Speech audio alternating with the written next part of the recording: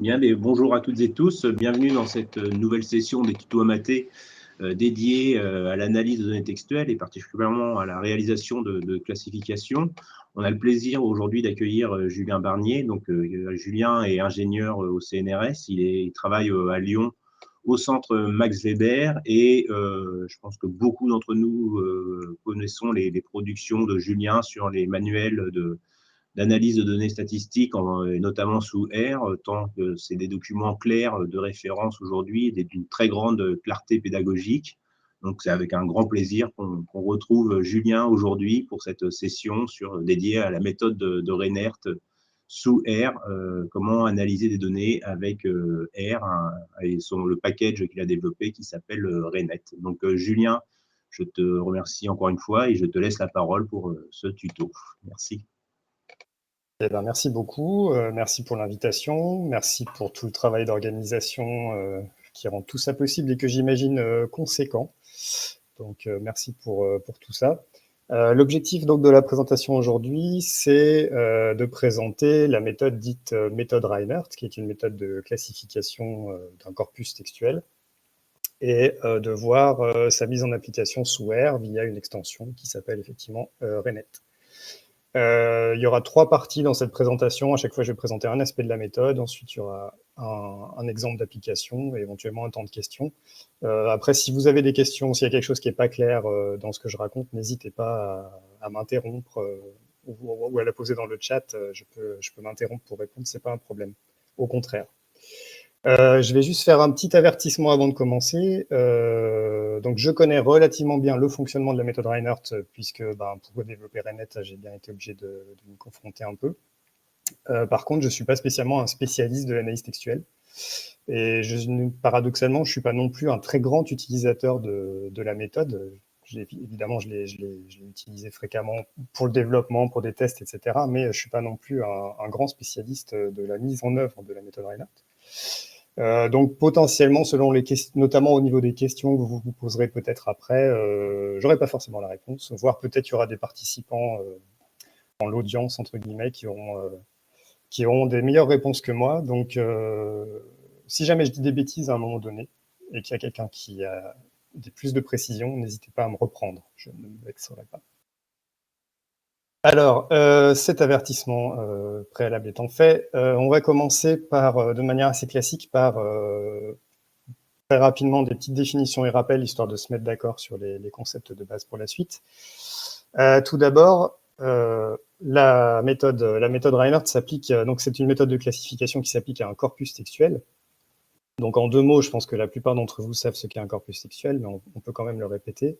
Un corpus textuel, c'est composé de deux grands éléments, 2 ensembles d'éléments. D'abord, un ensemble de textes, évidemment, qui peuvent être de nature très différente. Ça peut être des discours, des articles de presse, des réponses à une question ouverte dans une enquête par questionnaire, des tweets, etc., etc. Donc un ensemble de textes et un ensemble de métadonnées associées. C'est-à-dire que pour chaque texte, on pourra éventuellement, c'est pas obligé, mais on pourra avoir des informations complémentaires comme la date, l'auteur, des caractéristiques de l'auteur, des réponses à d'autres questions, si jamais le texte est une réponse à une question ouverte, etc. Dans ce qui suit aujourd'hui, nous, on va s'intéresser uniquement au texte. On travaillera uniquement sur les données textuelles et pas sur les métadonnées. Pardon, je vais trop vite. En ce qui concerne la notion de classification, il y a 2 grands types de classification. Il y a ce qu'on appelle la classification supervisée et la classification non supervisée. La classification supervisée, c'est une tâche de classification pour laquelle on donne à l'avance les classes d'au moins une partie des documents. Et l'objectif, en général, c'est d'essayer d'apprendre à retrouver ces catégories. Donc on a déjà un ensemble de textes qui ont déjà été classés dans différents groupes, et on essaye de développer une méthode qui permet de classer correctement de nouveaux textes qu'on n'avait pas encore classés manuellement. Ça, c'est l'approche supervisée. Dans l'approche non supervisée, par contre, on n'a pas d'informations a priori sur les classes, et on essaie de les déterminer uniquement à partir des données, uniquement à partir du contenu des textes. Et pour la méthode Reinert, on est bien dans une approche non supervisée, on est dans une approche exploratoire qui va nous permettre d'essayer d'explorer un corpus. Alors, l'objectif d'une classification non supervisée, c'est de partir d'un corpus textuel et de le découper en groupes de documents. Et cette décomposition doit se faire de manière à ce que, au sein d'un même groupe, les documents se ressemblent, et dans des groupes différents, les documents soient aussi différents que possible. Alors, quand on a dit ça, c'est la partie théorique. Si on veut passer à une mise en œuvre pratique, on doit forcément se définir un peu plus précisément certains aspects, notamment qu'est-ce que c'est pour des textes que se ressembler ou être différents. Donc ça veut dire qu'il faut qu'on ait un critère qui nous permet de juger de la proximité ou de la distance entre les textes. Et puis, on doit aussi définir comment on va s'y prendre pour décomposer le corpus, c'est-à-dire comment on va s'y prendre pour déterminer les groupes. Donc, on doit avoir à la fois un critère et une méthode ou un algorithme pour appliquer ce critère. Donc, en ce qui concerne la méthode Reinert, donc c'est une des méthodes possibles de classification non supervisée. C'est une méthode qui a donc été créée par Max Reinert. C'est une méthode qui n'est pas toute récente, puisque alors je ne sais pas si c'est le tout premier article qui en parle, mais en tout cas, un des articles fondateurs dans lequel il l'a décrit date de 1983. Donc, on en est bientôt à 40 ans. Il me semble qu'elle est principalement, voire très principalement utilisée dans le monde francophone. Et puis, elle est présente dans essentiellement 2 logiciels. D'abord Alceste, qui est un logiciel alors qui lui est commercial et propriétaire, mais aussi Iramutech, que beaucoup de monde connaissent, qui lui est un logiciel libre et gratuit. Et donc depuis quelques temps, depuis à peu près 2 ans, c'est donc possible d'utiliser la méthode sous R via l'extension qui s'appelle Renet et que je vais présenter également aujourd'hui. J'en profite pour préciser 2 choses. D'abord que Renet n'est pas un équivalent ou une alternative à Iramutech. Iramutech, c'est un logiciel complet d'analyse textuelle qui propose plusieurs méthodes d'analyse, même de nombreuses méthodes d'analyse différentes, qui propose tous les maillons de la chaîne de traitement d'un corpus textuel, de l'importation, les pré-traitements, etc., etc. Donc c'est vraiment un outil complet. Renet, c'est uniquement l'implémentation de la méthode Reinert et sous R et rien de plus. Donc si vous voulez utiliser Renet, il faut déjà connaître R pour être un peu à l'aise avec ça, et il faut savoir aussi faire de l'analyse textuelle sous R, avec d'autres extensions. Renet est particulièrement prévu pour fonctionner avec une extension qui s'appelle Canteda, qui permet de faire de l'analyse textuelle et qui permet notamment de faire tout ce qui est importation des données, pré-traitement, etc., etc. On verra quelques exemples d'utilisation dans les exemples que je fournirai. Mais évidemment, aujourd'hui, je ne peux pas prétendre à faire une formation à l'analyse textuelle sous R. Ça dépasserait largement le cadre de cette présentation. L'autre point aussi, c'est que je voulais insister sur le fait qu'Iramutech soit un logiciel libre, que son auteur, Pierre Vatino, a diffusé sous licence libre et dont le code source est accessible, a été une ressource vraiment très utile pour le développement de Renet, parce que des fois, quand on lit juste les articles qui décrivent la méthode, c'est pas toujours suffisamment précis pour qu'on sache exactement comment on va implémenter les choses. Et dans ces cas-là, j'ai eu beaucoup recours à la lecture du code source d'Iramutech pour essayer de voir comment l'auteur avait mis les choses en place, et ça a été vraiment très utile. Voilà. Alors, pour vraiment maintenant commencer à décrire comment fonctionne cette méthode, on va décomposer le problème et on va essayer de voir comment on peut s'y prendre à partir d'un corpus pour le diviser simplement en 2 groupes. Donc, on a des documents et on veut les répartir en 2 catégories. Donc, on va partir d'un corpus d'exemples de 5 documents. Je vous laisse les parcourir très rapidement, juste comme ça. Si vous les parcourez, vous trouverez sans doute assez rapidement qu'il y a 2 catégories qui se dégagent. Alors, s'il y a des philosophes qui nous regardent, je m'excuse platement. Je suis tout à fait conscient que les phrases que j'ai écrites ne veulent absolument rien dire, mais voilà, c'était juste à but illustratif. Donc, on a bien conscience qu'il y a des textes qui vont ensemble et d'autres qui vont plutôt pas ensemble. Mais pour autant, on a quand même même dans les textes qui ne vont pas ensemble, on a quand même des termes communs, puisqu'on va retrouver le terme véhicule dans 2 documents, ou culbuto, dans 2 documents qui, a priori, sont plutôt différents. Donc, l'objectif ici, c'est de voir comment la méthode Reinhardt s'y prend pour scinder ce corpus en deux groupes. Alors, la première étape, c'est une étape qui n'est pas propre à la méthode Reinhardt, qui est une étape qu'on fait quasiment toujours quand on fait l'analyse textuelle, c'est qu'on va faire un pré-traitement du corpus, c'est-à-dire qu'on va simplifier les textes. Alors, il y a plein de manières de s'y prendre, mais ici, dans notre exemple ici, ce qu'on va faire, c'est qu'on va passer tous les mots en minuscules, pour ne pas différencier majuscules et minuscules. On a aussi supprimé toute la ponctuation, qui a priori ne nous intéresse pas tellement.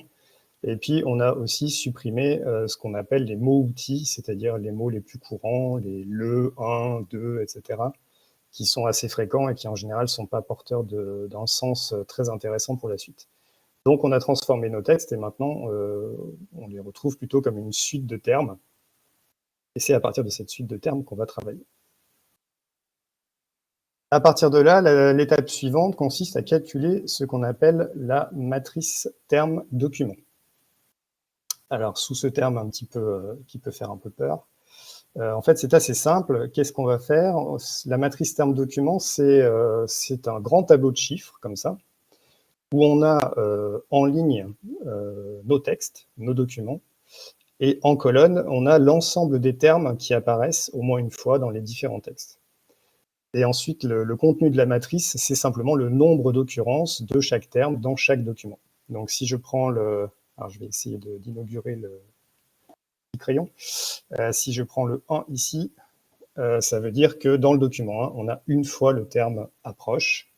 Le 2 qui se trouve là signifie que dans le document 4, on a 2 fois le terme « attention », etc., etc. Donc, c'est juste un grand tableau de chiffres qui compte le nombre de fois où chaque terme apparaît dans chaque document. Alors, pour utiliser la méthode Reinhardt, on ne va pas utiliser cette matrice-là précisément, on ne va pas s'intéresser au nombre de fois où chaque terme apparaît, on veut juste savoir si le terme apparaît ou non. Donc en fait, ce qu'on va faire, c'est qu'on va pondérer cette matrice. On va pondérer cette matrice en termes de présence-absence, c'est-à-dire qu'on va juste garder des 1 et des 0. S'il y a un 1, c'est que le terme est présent dans le document, et s'il y a un 0, c'est qu'il est absent. C'est tout. On ne s'intéresse pas au nombre, à la fréquence, on s'intéresse juste à la présence ou à l'absence. Donc, c'est cette matrice de 0 et de 1 qui va nous... Pardon, oui, j'ai oublié un point. Effectivement, un point important, c'est que du coup, comme c'est à partir de cette matrice qu'on va travailler, on voit bien qu'on a perdu évidemment l'ordre des termes dans les textes. Ce qui fait qu'on est dans une approche qu'on appelle bag of words, sac de mots, c'est-à-dire qu'on s'intéresse seulement à la distribution des termes et au nombre de fois, au fait qu'ils soient présents ou pas, mais évidemment, on a perdu la question de l'ordre, on a perdu la séquence des termes, on est juste sur un décompte. Voilà. Donc ça aura évidemment des limites dans ce que la méthode peut ou pas extraire comme information. Mais c'est la quasi-totalité enfin en tout cas une grande partie des méthodes d'analyse textuelle sont basées sur cette approche de toute manière. Alors, à partir de ce grand tableau de chiffres, le principe de la méthode, pour scinder les documents en deux classes, c'est de regrouper les documents en deux classes, de calculer une matrice terme document regroupé et de conserver le regroupement qui maximise la valeur du qui2 de ce tableau. Alors, évidemment, si je vous dis juste ça, vous faites peut-être une tête qui ressemble un petit peu à ça. Je ne vous en voudrais pas si c'est le cas. Pour comprendre un peu ce que veut dire concrètement cette phrase un petit peu cryptique, on a besoin de définir plus précisément deux choses. D'abord, qu'est-ce que c'est qu'une matrice terme document regroupé? Et ensuite, qu'est-ce que c'est que cette histoire de maximisation de la valeur du qui2? Alors, en ce qui concerne la matrice terme document regroupé, en fait, c'est assez simple. Donc, on repart, hein, ça c'est le tableau que je vous ai montré dans les slides précédents. Donc, on part de notre matrice terme document pour chaque document. Si on veut établir deux groupes de documents, en fait, on va additionner les lignes des documents de chaque groupe. Donc, par exemple, si je veux regrouper d'un côté les documents 1 à 3 et de l'autre côté les documents 4 à 5, je vais juste additionner les lignes qui correspondent. Donc, je me retrouve avec un grand tableau à deux lignes. chaque ligne correspond à un groupe, et chaque ligne est composée de la somme des lignes des documents. Donc la première ligne, c'est la somme des 3 lignes des documents 1 à 3, et on peut interpréter des chiffres cette fois comme, par exemple, le 2 qui est ici, ça signifie que le mot « esprit » est présent dans 2 documents du groupe. Le 1 qui est ici signifie que le mot « matérialiste » est présent dans 1 des documents du groupe. Donc ça, c'est la matrice regroupée. À chaque fois qu'on va faire 2 groupes de documents, on va calculer cette matrice regroupée qui comportera 2 lignes.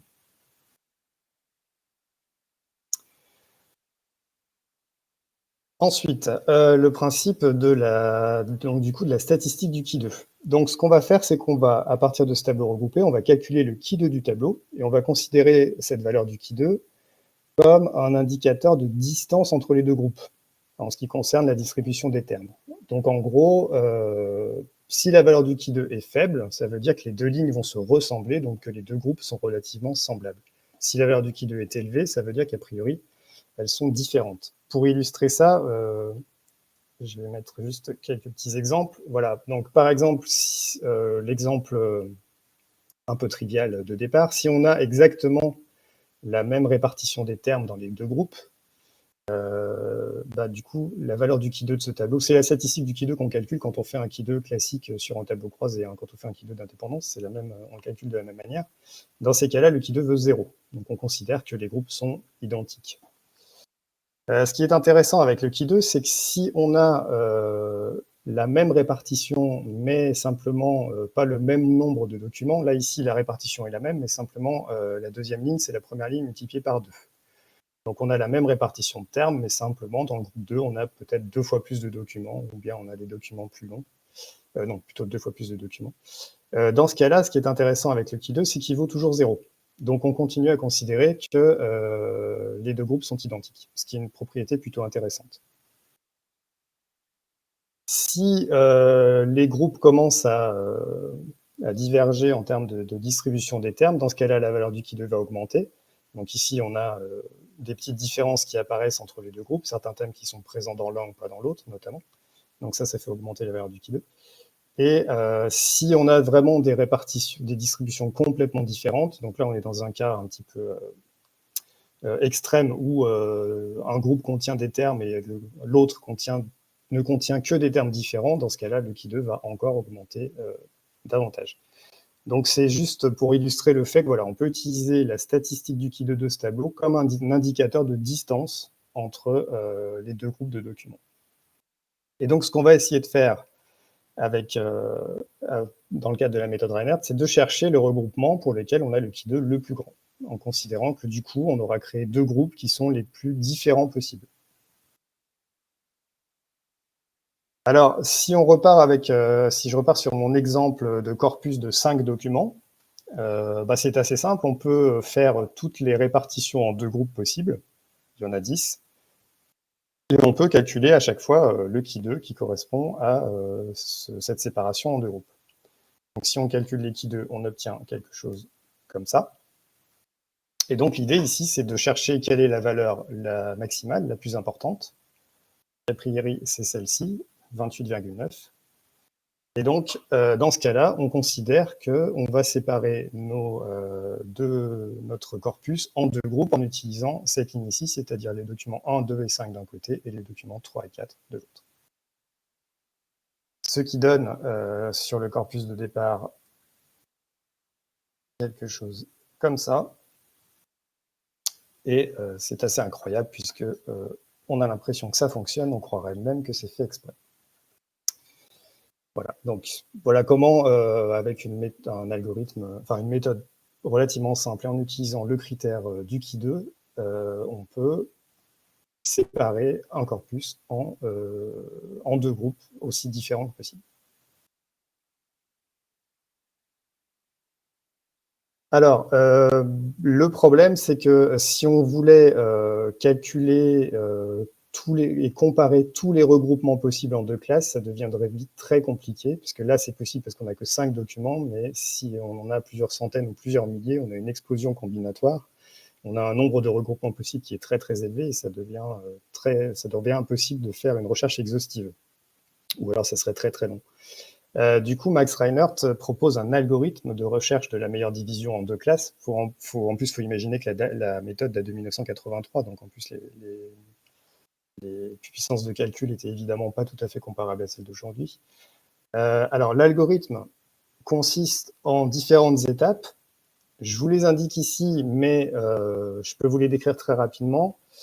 Mais c'est pas le plus important, je pense. Mais en gros, le principe, c'est de faire une analyse des correspondances de la matrice terme document, d'ordonner les documents selon leurs coordonnées sur le premier axe de cette analyse, et ensuite on va faire les regroupements en se fondant sur cet ordre-là, c'est-à-dire on va prendre le document avec la coordonnée la plus basse contre tous les autres, puis les deux premiers contre ceux qui restent, etc., etc.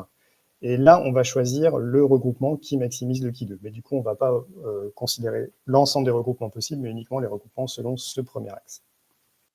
Ensuite, on procède à une étape d'échange de documents. On va échanger chaque document de classe pour voir si ça fait augmenter le qui2 ou pas. On recommence tant que ça permet d'augmenter la valeur du qui2. Et puis ensuite, il y a même une étape qui permet de supprimer pour la suite des termes qui apparaissent trop fréquemment ou qui sont sous-représentés. Bref, à mon avis, c'est pas le plus important. Ce qui compte, c'est surtout l'idée que le principe de la méthode, c'est bien le principe du critère de maximisation du qui2 du tableau regroupé. Ensuite, l'algorithme précis pour essayer de trouver une réponse qui n'est peut-être pas la meilleure dans l'absolu, mais qui a a priori une très bonne approximation, ça peut être secondaire. En tout cas, vous pourrez toujours vous y plonger si vous avez vraiment envie d'aller dans les mécaniques précises des calculs. Voilà, donc maintenant on a vu comment on pouvait décomposer un corpus en deux groupes. Donc la question c'est comment on fait si maintenant on en veut plus que deux, si on en veut 3, 5, 12.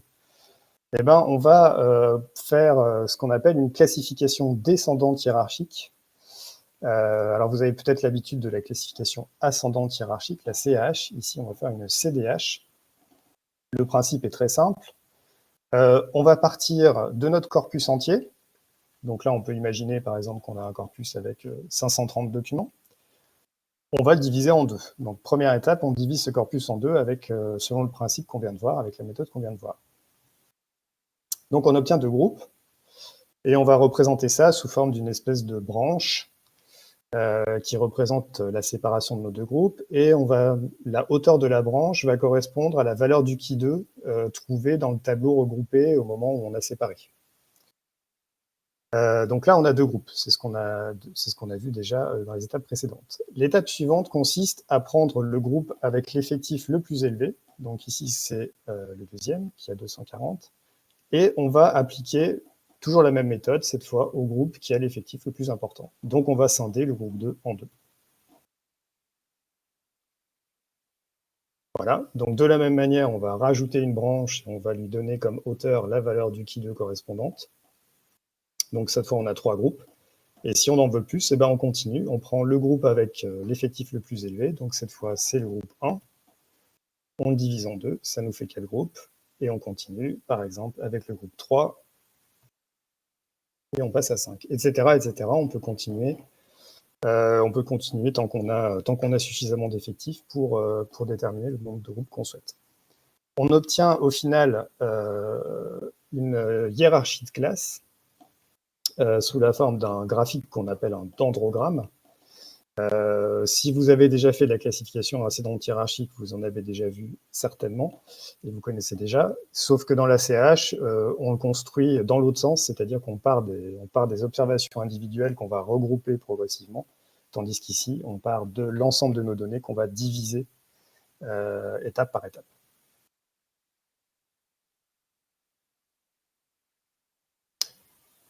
C'est le moment d'un exemple, histoire d'illustrer un petit peu ce que je viens de vous montrer. Est-ce qu'éventuellement il y a des questions avant de faire l'exemple, ou peut-être ce sera mieux après l'exemple si vous voulez. Je partage mon écran, si vous avez des questions pendant ce temps, n'hésitez pas.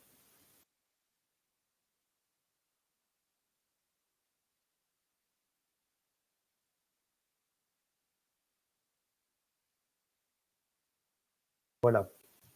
Donc là, normalement, si tout va bien, vous devez voir l'interface que j'utilise pour R. Ça fonctionne, a priori?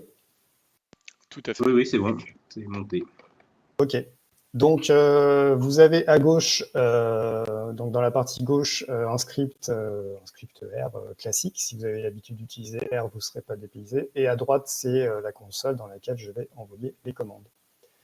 Alors, ce premier exemple, en fait, il est appliqué à des données qui sont issues de ce qu'on appelle le grand débat. Je ne sais pas si vous vous rappelez, c'était dans une...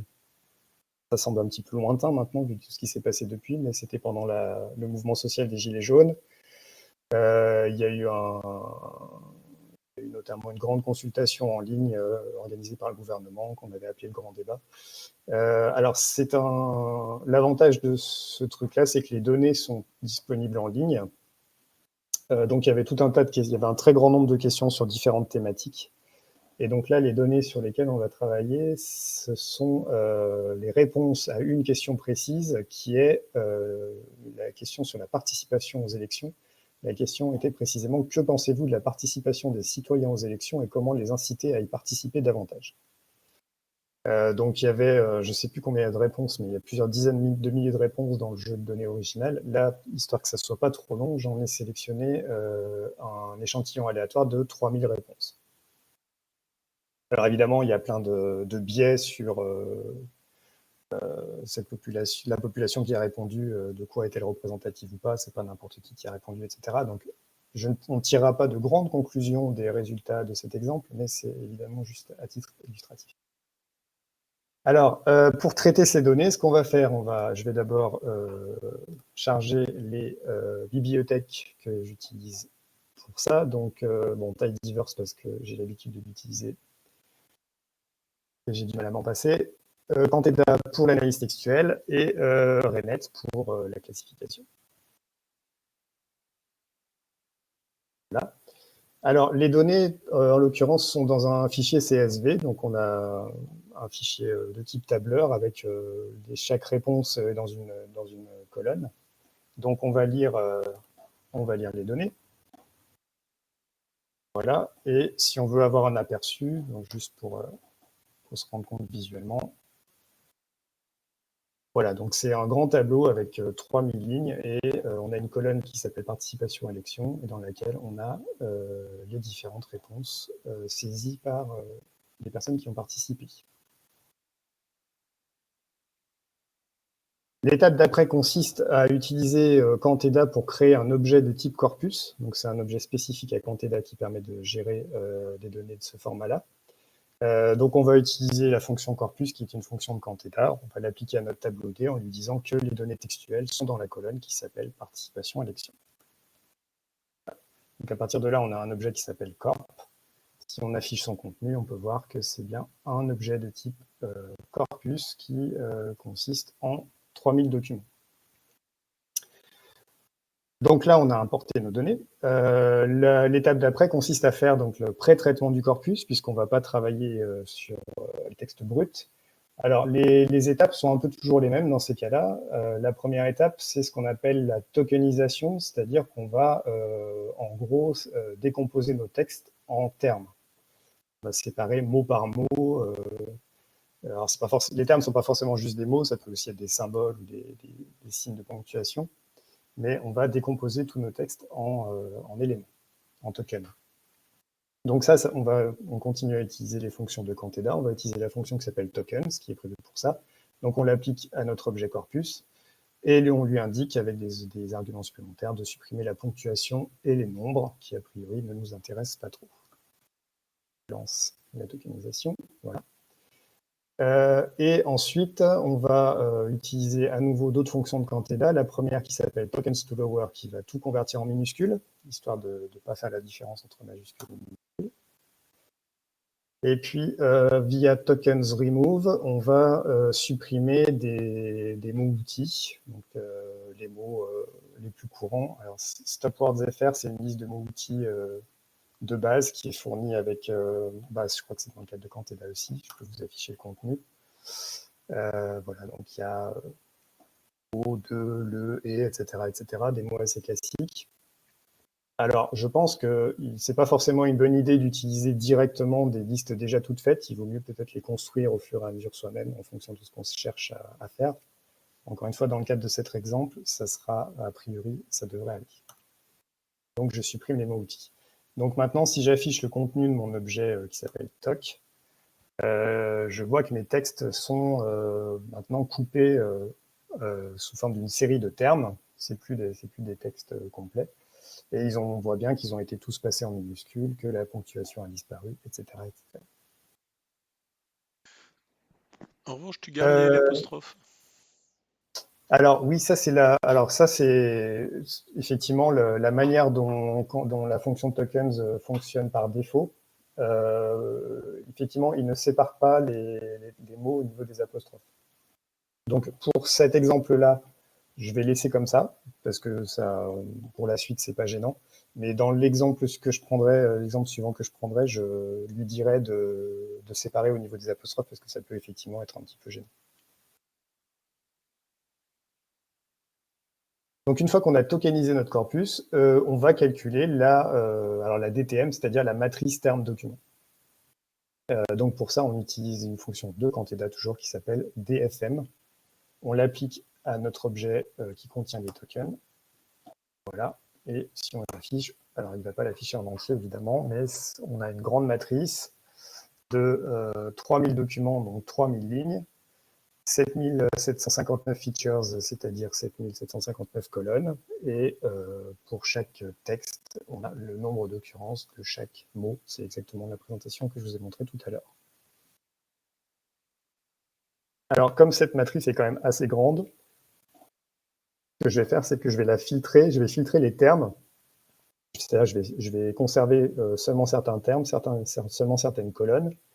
Plus précisément, ici, je vais garder uniquement les termes qui apparaissent dans au moins 20 documents sur les 3000.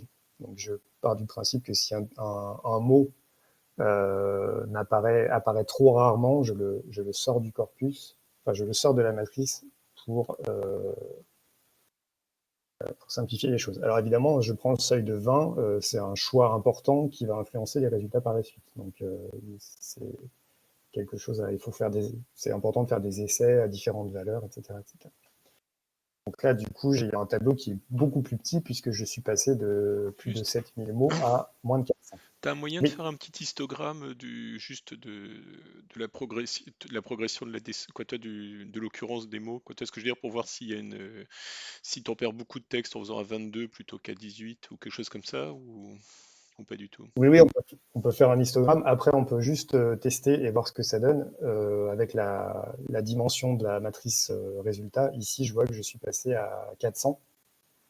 Donc, j'avais plus de 7000 termes, et je suis passé à 400. Donc, j'en ai quand même supprimé un très grand nombre en mettant un seuil à 20.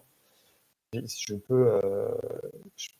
mets un seuil à 10, je peux voir l'effet que ça a, etc., etc. Enfin, l'avantage, c'est qu'il suffit de changer la valeur de min docfreq ici et de voir quel est le résultat sur la matrice. Oui, on pourrait faire un graphique. Hein. Là, je pourrais pas vous sortir le code là tout de suite pour faire le graphique, mais évidemment, c'est possible. Donc voilà, donc on va travailler sur cette matrice-là de 3000 lignes par pas tout à fait 400 colonnes qui va contenir les occurrences des différents termes dans les différents documents. Donc c'est cette matrice qu'on va utiliser pour faire la classification de Reinert proprement dite. Donc pour faire une classification de Reinert, on va utiliser cette fois une fonction qui vient du package Reinet et qui s'appelle Reinet. Donc en fait, on se contente, la manière la plus simple de le faire, c'est d'appeler la fonction Reinet, de lui passer en paramètre la matrice terme document sur laquelle on veut faire la classification, et de lui indiquer avec le paramètre K le nombre de classes que l'on souhaite obtenir. Donc là, je lui indique que je veux faire une classification en 8 classes. Donc on lance le calcul, on attend un petit peu. Voilà, donc c'est relativement rapide. Alors, si on se contente d'afficher, donc j'ai calculé ma classification et j'ai stocké le résultat dans un objet que j'ai appelé Ruz. Si je me contente d'afficher l'objet Ruz, évidemment, il ne va pas me dire grand-chose, ça ne va pas me donner beaucoup d'informations.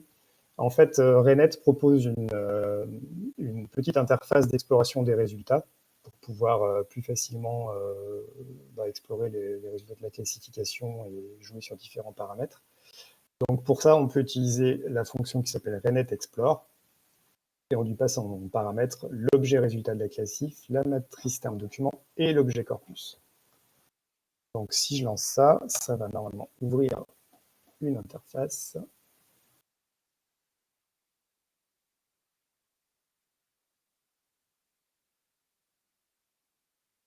Normalement, il y a un graphique qui devrait s'afficher. Voilà. Je vais redimensionner un peu. Voilà. Alors, cette interface représente donc le résultat de la classification. Donc, on retrouve en haut le dendrogramme qui représente le processus de découpage du corpus, donc d'abord en 2 classes, puis en 3, etc., etc. Donc ici, on a demandé un découpage en 8 classes. On voit bien apparaître nos 8 clusters, nos 8 groupes.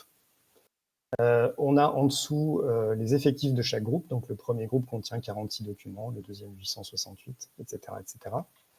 Et sous chaque groupe, on a des statistiques qui aident à caractériser leur contenu. Alors il y a plusieurs statistiques possibles. Par défaut, on utilise une statistique qu'on appelle une statistique de spécificité, qui indique en fait les termes qui sont surreprésentés dans ce groupe de documents par rapport au reste du corpus. Donc, par exemple, si je prends le premier groupe ici, le cluster 1, qui est bleu, avec 46 documents, je vois que les termes qui ressortent sont les termes obligés et libres, par exemple. Donc, a priori, ces termes-là sont surreprésentés, c'est-à-dire qu'il y en a, dans ce groupe-là, il y en a plus que si c'était réparti de manière homogène. Une surreprésentation de ces termes dans ce groupe de documents. Donc ça permet d'avoir visuellement, ça aide à essayer d'interpréter les différents groupes et à voir quel sens on peut leur donner. Donc par défaut, il y a différentes statistiques possibles. Donc par défaut, c'est une statistique de spécificité basée sur le Ki2. Bon, voilà, on peut en sélectionner d'autres. Je vais me contenter de celle-là pour l'instant. A priori, ce sera celle qu'on va conserver dans les exemples. Alors, moi, ce que j'aime bien faire dans ces cas-là, en fait, c'est comme on a un processus itératif qui descend d'abord en 2 classes, puis en 3, etc., et qu'on peut explorer ça progressivement, c'est d'abord de partir sur juste 2 classes et de voir comment petit à petit la méthode a décomposé nos documents. Alors, si je regarde en 2 classes, donc juste comment il a découpé l'ensemble de notre corpus complet en 2, je peux voir que donc j'ai un corpus avec 2000 documents, l'autre avec un peu plus de 900. Ce qui ressort surtout, c'est dans le cluster 2, on voit qu'on a une surreprésentation des termes obligatoires, vote, rendre, donc particulièrement, mais aussi du terme blanc. Donc, a priori, on peut imaginer que les réponses à la question qui se trouve dans ce cluster parlent a priori de rendre le vote obligatoire.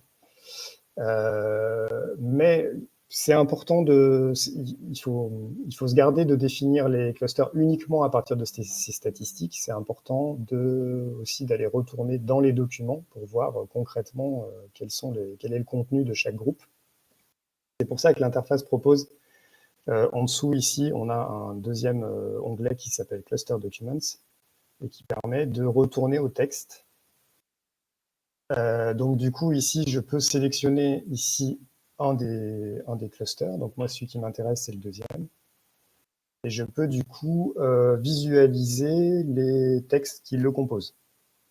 Donc, ça permet de voir qu'effectivement, on a beaucoup de mentions de vote obligatoire. Le terme obligatoire revient souvent. Mais on a aussi, on n'a pas que le vote obligatoire. On a aussi ici, par exemple, reconnaître le vote blanc, prendre en compte le vote blanc, etc. etc.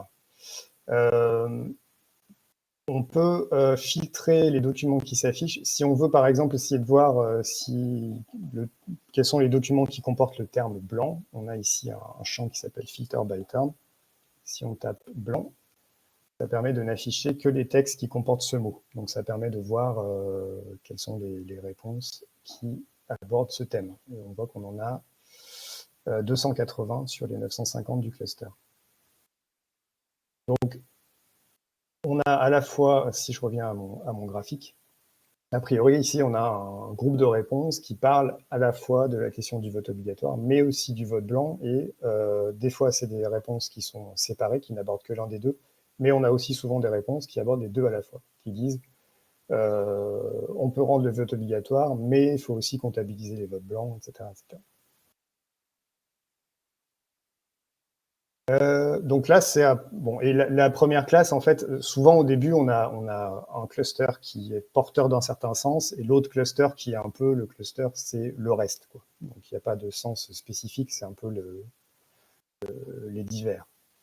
Donc maintenant qu'on a vu en deux, on peut voir comment, à l'étape d'après, comment ça se décompose. Donc vu la méthode, ce qui va se passer, c'est que c'est mon premier cluster qui a le plus de documents, qui lui va être scindé en deux. Donc si je passe à 3 clusters, hop, je peux voir que donc, le cluster 3, c'est le cluster 2 de l'étape précédente, hein, il n'a pas changé. Et donc mon gros cluster s'est scindé en deux, et cette fois-ci, ce qui ressort, c'est un cluster qui parle visiblement pas mal de école, éducation civique, citoyenneté, formation, ce genre de choses. Donc on a l'air d'avoir une thématique éducation, citoyenneté qui ressort. Là aussi, ce qui est intéressant, c'est que si on va voir dans les documents, je vais enlever le filtre par ce filtre-là, donc c'est mon cluster 2. Donc on a bien des choses sur l'apprentissage de la citoyenneté et de la démocratie devrait se faire à l'école. Voilà. Mais on a aussi d'autres choses, parce que si on regardait si on retourne au graphique, on voit qu'on a aussi la notion de référendum, initiative, etc. Donc, par exemple, si je cherchais le terme initiative, je vois qu'il y a aussi des mentions au référendum d'initiative citoyenne, référendum d'initiative populaire, qui était une des revendications du mouvement des Gilets jaunes. Et donc voilà, on a...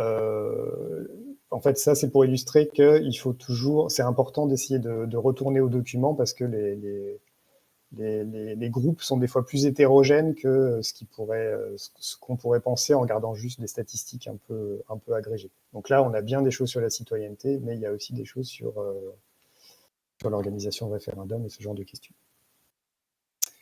Voilà, donc après, on peut continuer. Si on passe en 4 classes, donc c'est le cluster 1 là, qui était le plus gros, qui va être divisé en 2. Et là, on a le nouveau cluster qui apparaît, c'est le cluster 2 ici, et on a a priori un vocabulaire associé aux promesses, à la confiance dans les élus, etc., la participation, l'engagement, ce genre de choses. Donc là aussi, hein, il faudrait un petit peu creuser, mais on voit la thématique. Si on continue, qu'on passe en 5 classes,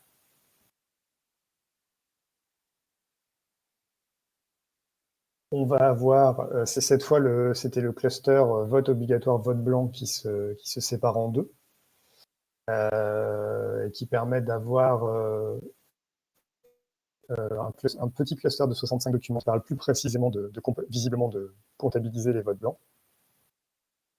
Et puis, ah oui, alors si on passe en 6, c'est intéressant. Si on passe en 6, c'est le cluster 1 qui est séparé en deux normalement. Et alors, on a un tout petit cluster de 30 documents qui apparaît, et où les termes les plus spécifiques qui ressortent, c'est bonne et chose. Alors, on pourrait se demander un peu, ça peut paraître un peu curieux. Donc là aussi, on peut retourner au document, donc le cluster numéro 2. On enlève le filtre.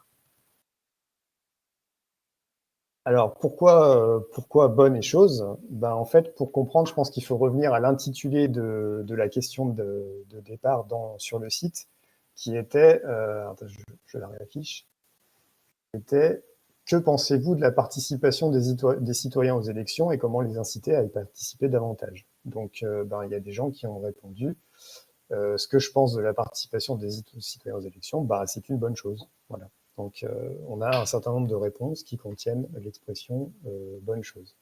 Et ce qui est rigolo à voir, c'est que donc on a l'expression bonne chose qui apparaît dans plusieurs réponses. Et du coup, a priori, ça a aussi agrégé des réponses qui contiennent soit bonne, soit chose. Par exemple, ici, dans la réponse, quelqu'un parle de choses publiques. Donc, du coup, cette réponse-là s'est retrouvée dans ce cluster-là, sans doute parce que, pour à cause de l'occurrence du terme chose. Et on avait aussi, ici, on a bonne idée, par exemple, qui fait que, là, on voit un peu la dynamique de la méthode, enfin, en tout cas, les conséquences de la méthode qui font qu'on peut avoir des termes spécifiques qui vont créer un cluster parce qu'il y a des co-occurrences un peu spécifiques.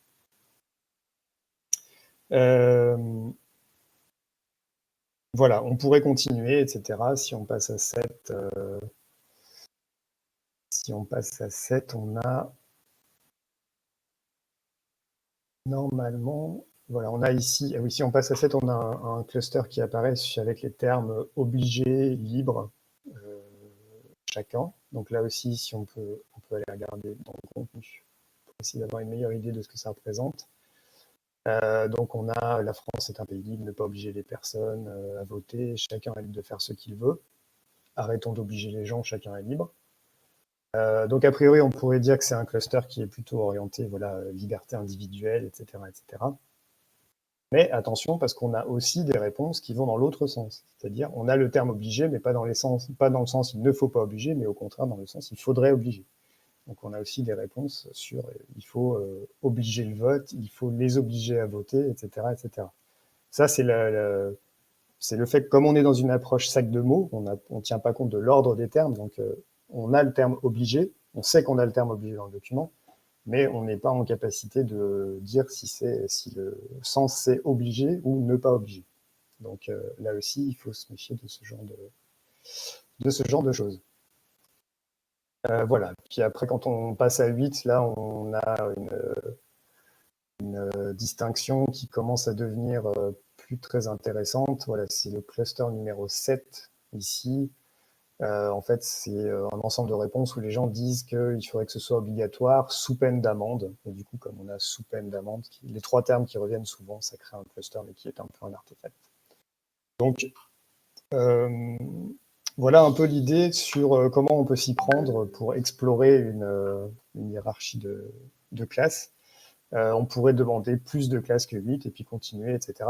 Et en général, il arrive un moment où ça fait plus trop sens, où on commence à avoir des distinctions qui sont un peu artificielles ou qui nous intéressent plus. Donc ça peut être un bon indicateur pour dire qu'a priori, c'est pas la peine d'aller plus loin dans la recherche de classes supplémentaires.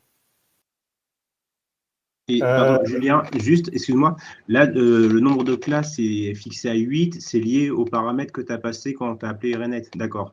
Tout à fait, tout à fait. Si j'avais mis k égale 12, j'aurais pu descendre jusqu'à 12 classes, etc. On a la possibilité à tout moment de... Alors ici, il y a un bouton qui s'appelle Get Air Code. Si on clique dessus, ça affiche dans une fenêtre le code qui correspond au graphique actuellement affiché. Donc vous pouvez le copier-coller dans votre script et ça permet de reproduire exactement le graphique tel qu'il s'affiche dans l'interface ici. Et puis, voilà. Donc une fois qu'on a fini, on peut sortir de ce truc-là.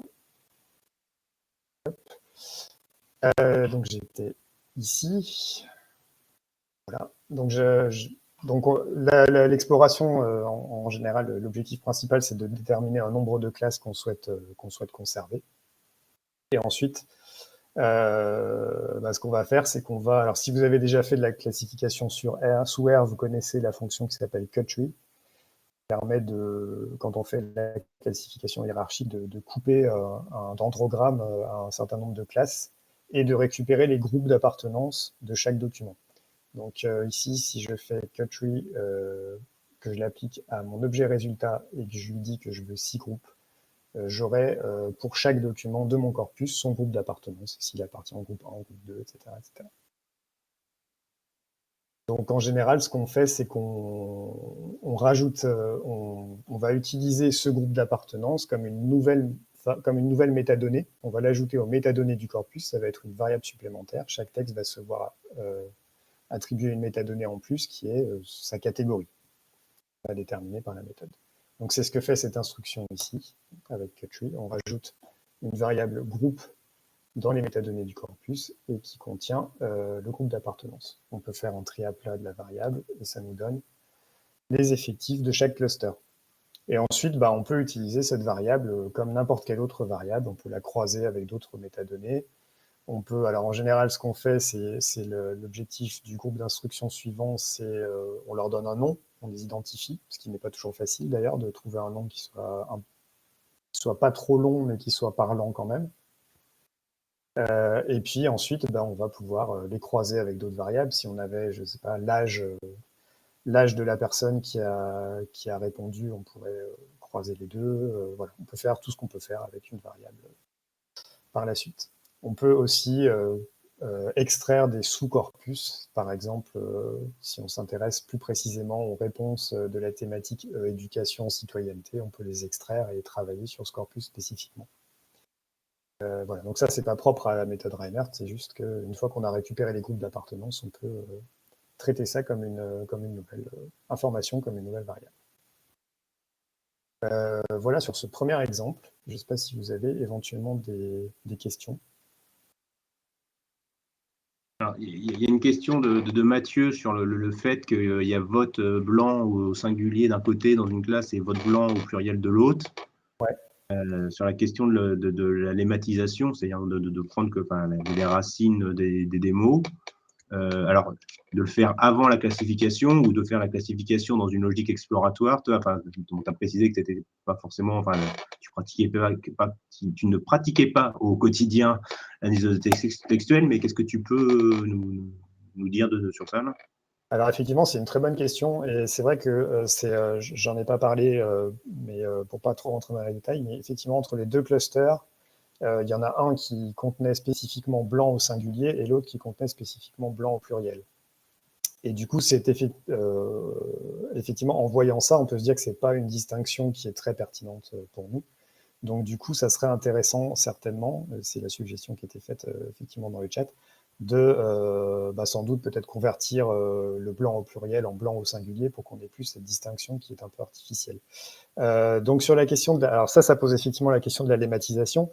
La lématisation, c'est remplacer chaque terme par, par exemple, c'est passer tous les adjectifs au masculin singulier, c'est passer tous les verbes à l'infinitif.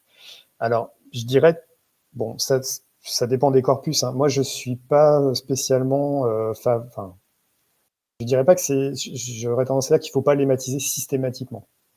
On peut commencer avec un corpus brut, non lématisé, et puis petit à petit regrouper des termes qui vont ensemble transformer, passer certains termes au singulier parce qu'on en a besoin. Il y a des fois où la conjugaison des verbes peut être importante, peut être porteuse de sens.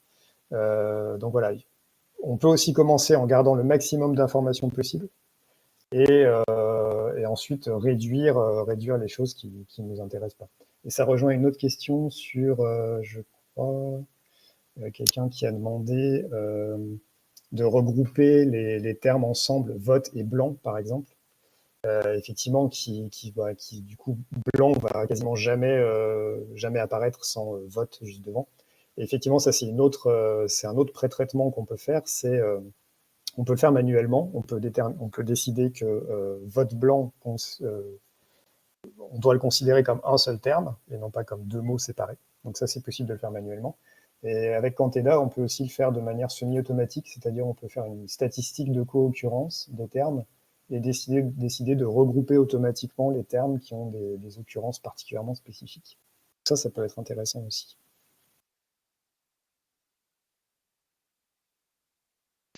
Juste quand tu dis manuellement, ça veut dire qu'on introduit un tiret entre vote et blanc, par exemple, c'est ça? Ou on enlève l'espace? Alors non, en fait Canteda permet de le faire directement. Il y a une fonction spécifique qui permet de lui dire de regrouper deux mots ensemble s'ils sont côte à côte. On n'est pas obligé de modifier le contenu. Alors, je vois qu'il y a une question sur est-ce qu'il existe une manière de diviser la classe avec la plus grande variabilité interne plutôt que celle qui est la plus nombreuse. A priori, non. C'est en tout cas la méthode Reinhardt telle qu'elle est implémentée dans RENet, c'est uniquement la classe la plus grande qui est découpée.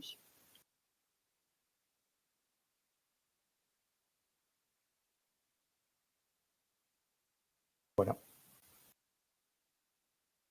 S'il n'y a pas d'autres questions, je continue. Attends, t'as répondu à Florent qui était tout en haut? Attends, j'ai pas fait, parce que c'est écrit petit pour moi. Sur le fait de fusionner les termes ensemble, Tu oui, l'as a répondu, priori. ouais. C'est la question des votes. Ok. Alors du coup, juste quelques remarques rapides sur ce premier exemple. Sur les intérêts peut-être et les limites du coup qu'on peut voir, en tout cas dans un premier aperçu comme ça sur les résultats obtenus. Je pense qu'un des gros intérêts de la méthode, c'est qu'elle fournit vraiment une hiérarchie de classes et que du coup, on peut vraiment explorer. On ne détermine pas à l'avance le nombre de classes qu'on souhaite, et c'est vraiment en explorant les résultats qu'on peut choisir le nombre de classes qu'on souhaite conserver. Donc ça, c'est quand même assez intéressant, comme dans toute classification hiérarchique. Les calculs sont quand même relativement rapides. Là, on a quand même, bon, on n'a pas un très gros corpus, on n'a que 3000 documents, mais ça se calcule assez vite. Et il y a aussi le fait que, il me semble, en tout cas, là encore, je n'ai pas une expérience immense, donc, mais il me semble que la méthode n'est pas mauvaise pour repérer des motifs assez peu fréquents. Et du coup, aller trouver des clusters de petite taille, mais qui ont une spécificité particulière. Ça permet de faire apparaître des choses comme ça. Le revers de la médaille, c'est aussi que il peut y avoir une certaine... du coup, comme ça peut faire apparaître des clusters assez spécifiques, mais du coup, ça peut aussi faire apparaître des artefacts. Par exemple, l'histoire de bonnes choses, ça a du sens en termes de co-occurrence de termes, mais c'est pas forcément très intéressant pour nous pour l'analyse. Donc, il y a une certaine sensibilité aux documents un peu atypiques.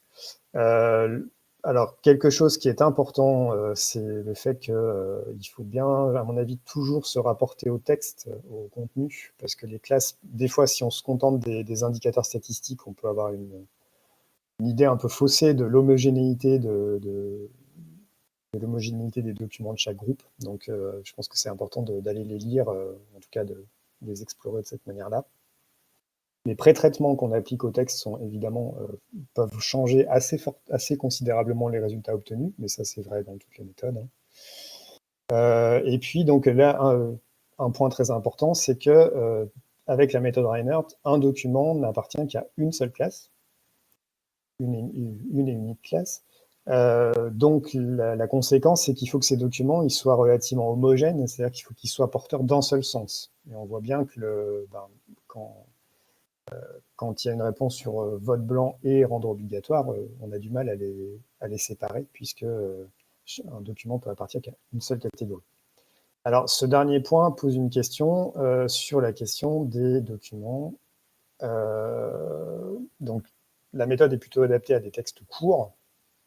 Alors, typiquement, des tweets, comme ici, des réponses à une question très spécifique, a priori, ça va bien marcher. Mais la question se pose de comment on fait si on a des textes longs, si on a des articles de presse, si on a des discours, si on a des entretiens, évidemment, dans ce cas-là, c'est plus problématique. Alors dans ce cas-là, on va opérer ce qu'on appelle une segmentation des textes. Alors segmentation, ça veut dire quoi? C'est très simple, c'est juste qu'on va les découper en morceaux. Voilà. Donc, par exemple, si on a un texte, donc là, un document d'origine qui est un texte assez court avec 2 phrases, si on décide de le segmenter, de faire par exemple des segments de taille 10, des segments de taille 10, ça veut dire des segments d'à peu près 10 mots. Voilà. Donc, on le découpe en segments de taille 10 et de notre document, on en déduit 3 segments différents. Alors, si vous comptez les nombres de mots, vous remarquerez qu'on n'est pas à 10 précisément, puisque la segmentation essaie autant que possible de prendre en compte la ponctuation. C'est-à-dire que l'idée, c'est de faire des blocs de 10 termes, mais s'il y a un point ou un point d'exclamation, une virgule pas trop loin, on essaye de couper plutôt à cet endroit-là, plutôt que bêtement tous les 10 mots. Voilà. Donc là, la segmentation permet de découper les textes de manière intelligente, c'est peut-être beaucoup dire, mais en tout cas pas trop mécanique. Donc cette segmentation, elle se fait sur les textes bruts, pas sur les textes traités, passés en minuscules, dont on a retiré les mots-outils ou les termes les moins fréquents, etc., etc.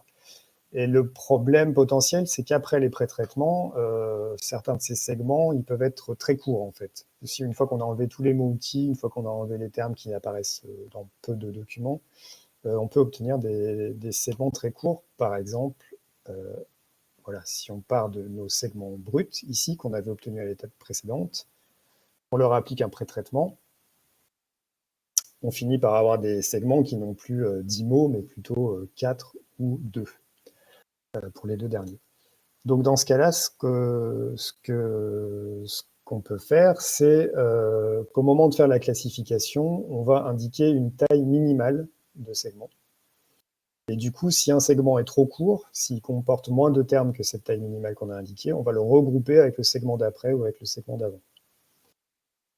Donc, si je prends l'exemple que je viens de prendre, ici on avait des segments traités.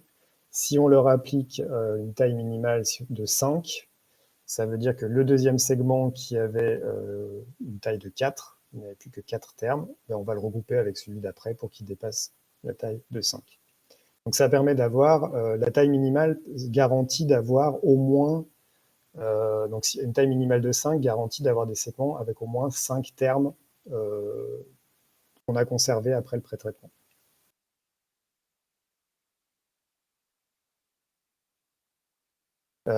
À savoir que ce regroupement se fait uniquement pour le calcul de la classification, ça ne change pas le corpus. C'est uniquement au moment de la classification qu'on va regrouper certains segments entre eux avant de faire les calculs.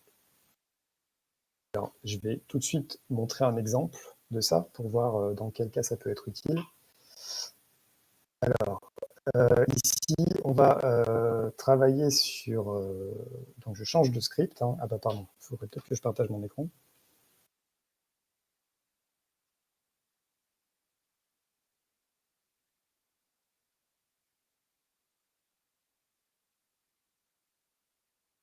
Voilà. Donc, retour sous R. Donc, cette fois, on va travailler sur autre chose, sur un autre texte. En l'occurrence, c'est un livre. C'est le texte de Robinson Crusoe. Alors, j'ai pas spécialement de passion pour Robinson Crusoe, mais je cherchais pour une formation un texte sous licence libre, et voilà. Avec lui, ça marchait pas mal. Donc, en fait, j'ai un fichier .txt avec juste le texte brut de Robinson Crusoe. Et donc, c'est sur ce... Je vais utiliser ce document comme donnée d'entrée. Donc, la première chose à faire, je vais lire le contenu du fichier. Voilà. Et je vais créer un objet corpus de Canteda à partir de ce texte-là. Donc, pareil, j'utilise la fonction corpus que j'applique au texte que j'ai lu depuis le fichier. Donc, si j'affiche le contenu de mon corpus, ce n'est pas très intéressant puisque j'ai un corpus qui est constitué d'un unique document. Donc, ça va être un petit peu compliqué de faire de la classification sur un document. Ou alors, ça va être très simple. Donc, évidemment, pour pouvoir faire quelque chose avec ça, on va segmenter le texte du roman. Donc, avec Renet, on peut le faire de manière assez simple en utilisant une fonction qui s'appelle split segments. Donc, on applique cette fonction au corpus et on lui indique la taille de segment qu'on souhaite. Donc là, je lui dis que je voulais une taille de segment d'environ 40 termes. Donc, c'est pareil, c'est une taille indicative et il va essayer de tenir compte de la ponctuation pour découper le texte à des endroits appropriés. Donc, on exécute. Voilà. Si maintenant j'affiche le contenu de mon corpus, je peux voir que il est désormais constitué de 2700 documents. Donc le texte du roman a été découpé en 2700 segments de texte. Et on peut voir les différents segments sont affichés ici. Et donc c'est bien ces segments qu'on va essayer de classifier pour voir si il y a peut-être des thèmes qui apparaissent à certains moments, qui se répètent, etc. etc. La suite, c'est un peu pareil, c'est très similaire à ce qu'on a déjà fait sur les données du grand débat. On va commencer par tokeniser, donc par découper nos textes en termes. Cette fois, je tokenise et j'enlève la ponctuation. Voilà. Je convertis tout en minuscules, toujours de la même manière, histoire d'avoir... on va faire des différences entre majuscules et minuscules. Alors, je vais faire quelque chose qui, du coup, rejoint la question de Damien tout à l'heure. C'est qu'effectivement, une des limites du tokenizer par défaut de Granteda, c'est qu'il ne découpe pas les apostrophes, il ne sépare pas les termes au niveau des apostrophes. Donc, pour l'exemple précédent, j'en avais pas tenu compte, je m'étais dit que ça irait. Mais là, en l'occurrence, je vais lui dire explicitement qu'il faut qu'il découpe les termes au niveau des apostrophes et qu'il considère, par exemple, que j'ignore, c'est pas juste un seul mot, c'est je et ignore. Enfin, c'est j et ignore. Donc ça peut se faire en utilisant une fonction qui s'appelle token split. Donc je lui indique que je souhaite découper mes tokens au niveau des apostrophes. Voilà. L'étape d'après, c'est d'enlever les mots-outils. Alors, cette fois, je ne vais pas juste enlever toute ma liste qui est incluse dans StopWords via la fonction StopWordsFR. Je vais lui dire d'enlever les mots-outils de StopWordsFR, mais je vais lui dire de conserver, en fait, tout ce truc-là, c'est de lui dire que je veux enlever les mots-outils, mais je veux garder les pronoms. J'ai pu constater, on travaille un petit peu l'exemple, que c'était intéressant de garder quand même les « je », les « tu », les « il », etc. etc. Donc, toute cette série d'instructions, ici, on revient à enlever tous les mots-outils de la liste, sauf les pronoms. Voilà. L'étape d'après, à nouveau, on calcule la matrice terme document à l'aide de la fonction TFM. On la filtre en ne conservant que les termes qui apparaissent dans au moins 5 segments sur les 2000. Et au final, on obtient une matrice qui contient donc 2716 segments et pas tout à fait 2000 termes. Donc on va faire la classification sur cette matrice-là.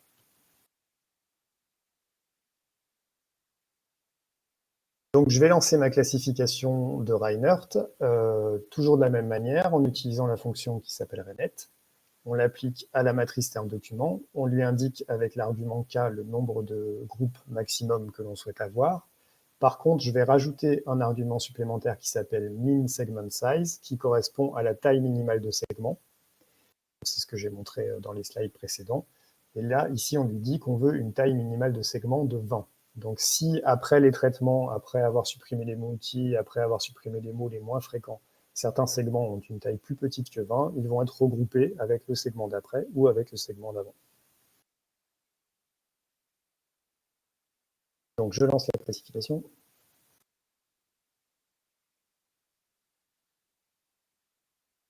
Voilà, c'est fait.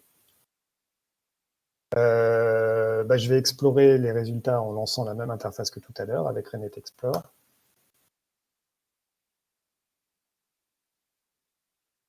Et ça me donne quelque chose comme ça.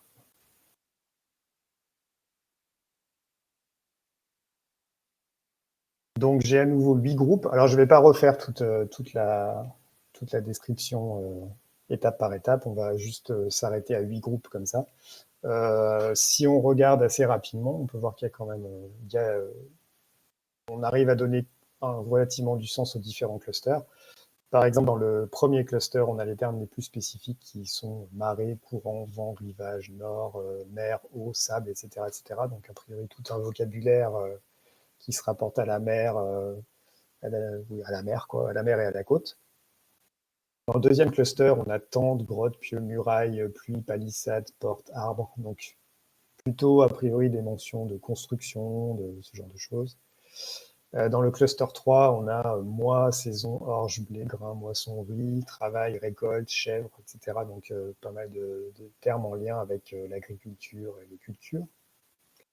Le cluster 4 s'apparente beaucoup aux armes, puisqu'on a de la poudre, on a des mousquets, on a des pistolets, la chasse.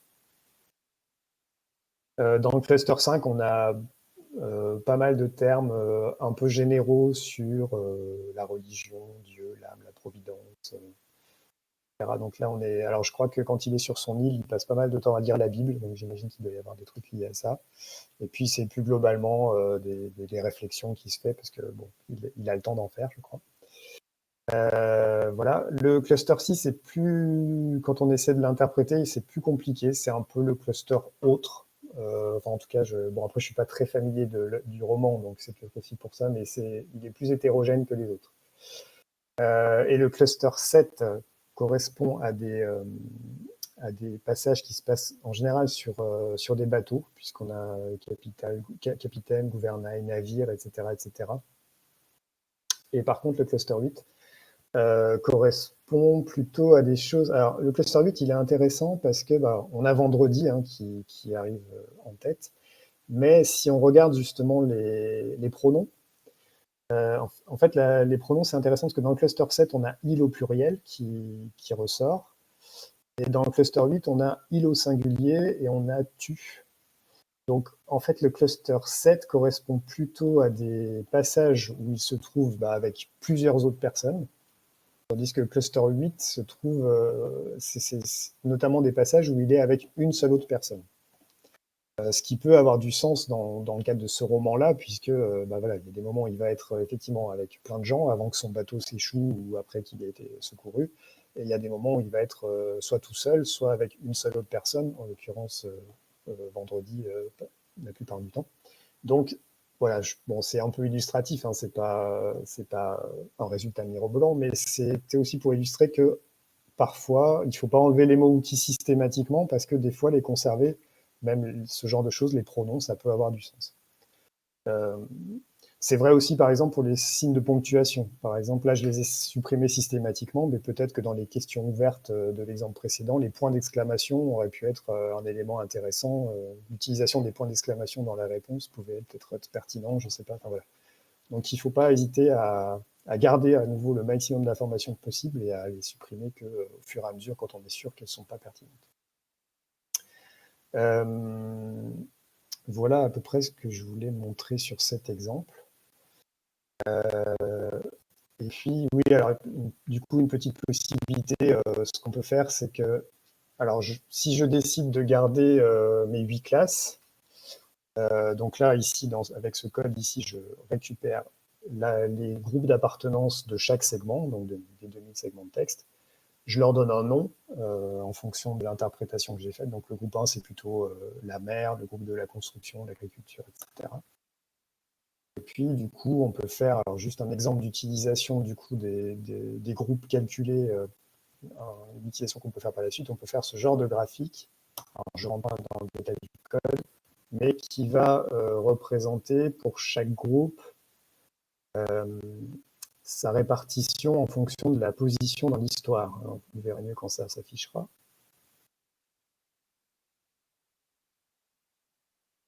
Donc, chaque courbe colorée correspond à un thème, à un groupe. Donc, en bleu, c'est agriculture, en orange, c'est armes, en rouge, c'est autre personne, c'est vendredi, etc. Et donc, l'axe horizontal, c'est la position du segment dans le livre, en fait. Donc, on fait une courbe de densité ici qui permet de voir comment si les thèmes sont fréquents plutôt au début, plutôt à la fin, plutôt tout le long, etc. Et là, ça marche pas trop mal, puisque, par exemple, si on prend le terme bateau, qui est ici, là, la courbe de densité bleu clair, on peut voir qu'elle est fréquente, qu'elle apparaît au début du roman, qu'elle apparaît beaucoup à la fin du roman, et qu'on a toute une plage au milieu où elle apparaît plus, puisque il n'y a plus de bateau. Voilà, on peut voir la même chose pour les segments où il est avec une autre personne. Donc essentiellement, visiblement, c'est souvent quand il est tout seul avec vendredi, voilà, ça apparaît à un moment donné vers la fin du roman, mais pas avant.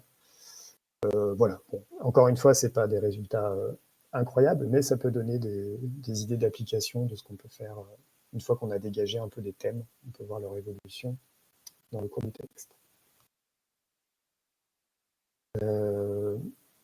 Voilà pour ce deuxième exemple.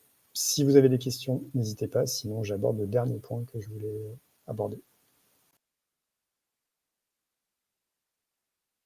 Mais écoute, j'ai pas revu de questions dans le chat. En tout cas, c'est un exemple qui précise bien en tout cas, on avance plus loin dans l'analyse par rapport au premier exemple, c'est chouette. Écoute, tu continues, sachant qu'il est 15h20, donc on a encore 40 minutes ensemble. Ok. Et donc, le dernier point que je voulais montrer, c'est pas le plus rigolo. J'espère que vous êtes encore un minimum en forme. Après, vous avez vu le plus important. Hein. Mais le dernier point, c'est ce qu'on appelle la double classification. Donc, je ne sais pas si peut-être vous en avez déjà entendu parler dans le cadre de la méthode Reinhardt. La fameuse double classification. Alors, c'est quoi cette histoire de double classification ? La double classification, donc c'est une suggestion de Max Reinhardt qui fait dès le début, en fait, dès sa présentation de la méthode. En fait, il constate que donc je vous rappelle le segment, un des paramètres importants quand on fait la classif, c'est la taille minimale des segments. Donc là, on avait dit sur Robinson, on a dit qu'on voulait des segments de taille minimale de 20. Si on fait varier cette taille minimale de segments, on va avoir des éléments de texte plus ou moins longs. Donc on va s'intéresser à des fragments de texte plus ou moins longs, plus ou moins courts. Et ça va potentiellement, plus que potentiellement même, modifier assez considérablement les classes obtenues. C'est logique. Donc, ce que propose Max Reinhardt, en fait, l'objectif, c'est de gagner un peu en robustesse, en fait, dans les résultats obtenus. C'est de faire deux classifications simples, donc de ce que je vous ai montré jusque-là, avec deux valeurs différentes de taille minimale de segment, et de croiser les résultats de ces deux classifications pour créer des classes plus robustes. Donc, comment ça se passe concrètement ? Donc, ça, je vais essayer d'être clair, j'espère que ça va aller. Donc, par exemple, si on imagine qu'on fait donc là, on fait bien sur un même corpus, sur une même matrice terme document, on fait deux classifications simples. Une avec une taille minimale de segment de 10, donc celle de gauche ici en violet, et une avec une taille de segment minimale de 15, par exemple. Donc on obtient deux dendrogrammes différents, et on va numéroter les classes obtenues. Donc ici, je les ai juste bêtement numérotées de 1 à 6. Donc on a deux classifications sur le même corpus avec des résultats légèrement différents. La double classification consiste à en fait croiser les résultats de ces deux classifications, plus précisément à croiser les classes des deux classifications deux par deux, y compris les classes qui ne sont pas de même niveau. C'est-à-dire qu'on va croiser la classe 1 de la première classification avec l'ensemble des classes de la deuxième, même si la classe 1 a été obtenue au tout début du processus, tandis que la classe 6 a été obtenue à la fin. On croise systématiquement toutes les classes de la première avec toutes les classes de la deuxième. Alors, qu'est-ce que ça veut dire croiser les classes ? En fait, ça veut dire tout simplement vraiment faire leur intersection, c'est-à-dire on va voir à chaque fois quels sont les documents qui apparaissent dans les deux classes, qui sont présents dans les deux classes. Donc, en croisant ces deux classifications simples, on va définir un certain nombre de ce qu'on va appeler des classes croisées. Donc, j'ai essayé de les représenter graphiquement de cette manière-là. Donc, ici, c'est le croisement entre la classe 1 de la première classification et la classe 2 et la classe 1 de la deuxième classification. Pardon. Ici, ce 1,6, c'est le croisement entre la classe 1 de la première classification et la classe 6 de la deuxième. Donc, on va faire tous les croisements possibles. A priori, là, on en a 36. On croise chaque classe de la première avec chaque classe de la seconde. Et pour chacune de ces classes croisées, on va déterminer deux choses. Je veux bien avancer les diapos, pardon. On va déterminer leur effectif, donc c'est-à-dire le nombre de documents qui sont dans ces deux classes. Donc par exemple ici, le 102 qui apparaît ici, ça veut dire que j'ai 102 documents qui sont dans la première classe de la première classification et dans la classe 2 de la deuxième classification. Pareil pour le 59, le 41, etc. etc. Donc ça, c'est l'effectif. Et je vais en parallèle également calculer un Ki2 d'association des deux classes. C'est-à-dire, en gros, ça représente à quel point les deux classes ont une grande proportion d'éléments en commun. Voilà, si le qui 2 est élevé, ça veut dire que les deux classes sont associées, quoi, ont beaucoup d'éléments en commun par rapport à leur effectif total. À l'inverse, si le qui 2 est faible, ça veut dire qu'ils ont peu d'éléments en commun. Voilà. Alors je précise que dans tout ça, il y a quand même la description que fait Max Reinhardt dans l'article est un peu ouverte, laisse un peu place à l'interprétation. Donc là, dans ce que je vous présente, il y a évidemment une grande partie qui vient de ce qu'il a écrit, une partie qui vient aussi de la lecture du code d'Iramitech, mais il y a aussi un peu d'interprétation personnelle. Voilà. Mais en tout cas, c'est comme ça que j'ai compris ce qu'il fallait faire. Enfin, j'espère ne pas me tromper. Donc, on calcule toutes ces classes croisées, et à chaque fois, effectif et qui 2 d'association.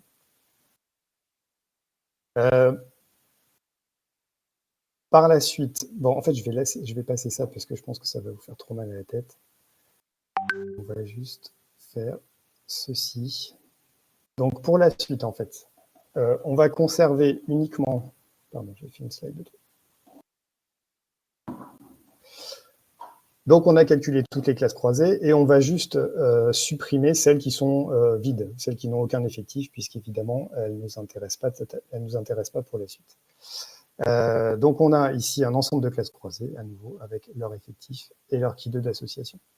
Donc, l'étape d'après consiste à déterminer, à partir des classes croisées qu'on a déterminées de cette manière-là, on va calculer des partitions possibles. Donc, on va voir en fait tous les ensembles de 2 classes croisées qui n'ont aucun élément en commun. On va appeler ça des partitions. Donc, par exemple, ici, on peut imaginer que la classe croisée 1 n'a pas d'élément en commun avec la classe croisée 2, 3. Donc, du coup, on considère que ça représente une partition. Alors, ce n'est pas une partition au sens mathématique parce qu'elle ne contient pas tous les documents, mais c'est juste, on appelle partition parce qu'elle n'a pas de documents en commun. La classe croisée 1, 4 n'a pas de document en commun avec la classe croisée 3, 5, donc c'est aussi une partition, etc., etc. Et on calcule toutes les partitions possibles, tous les ensembles de 2 classes croisées sans éléments communs.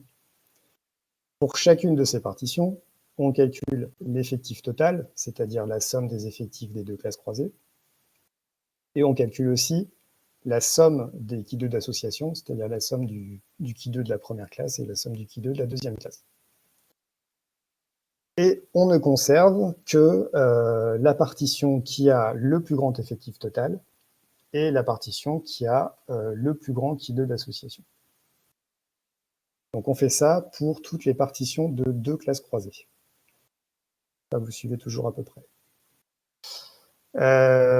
On fait la même chose pour les partitions de 3 classes croisées, c'est-à-dire qu'on repère tous les ensembles de 3 classes croisées qui n'ont aucun élément commun entre les 3.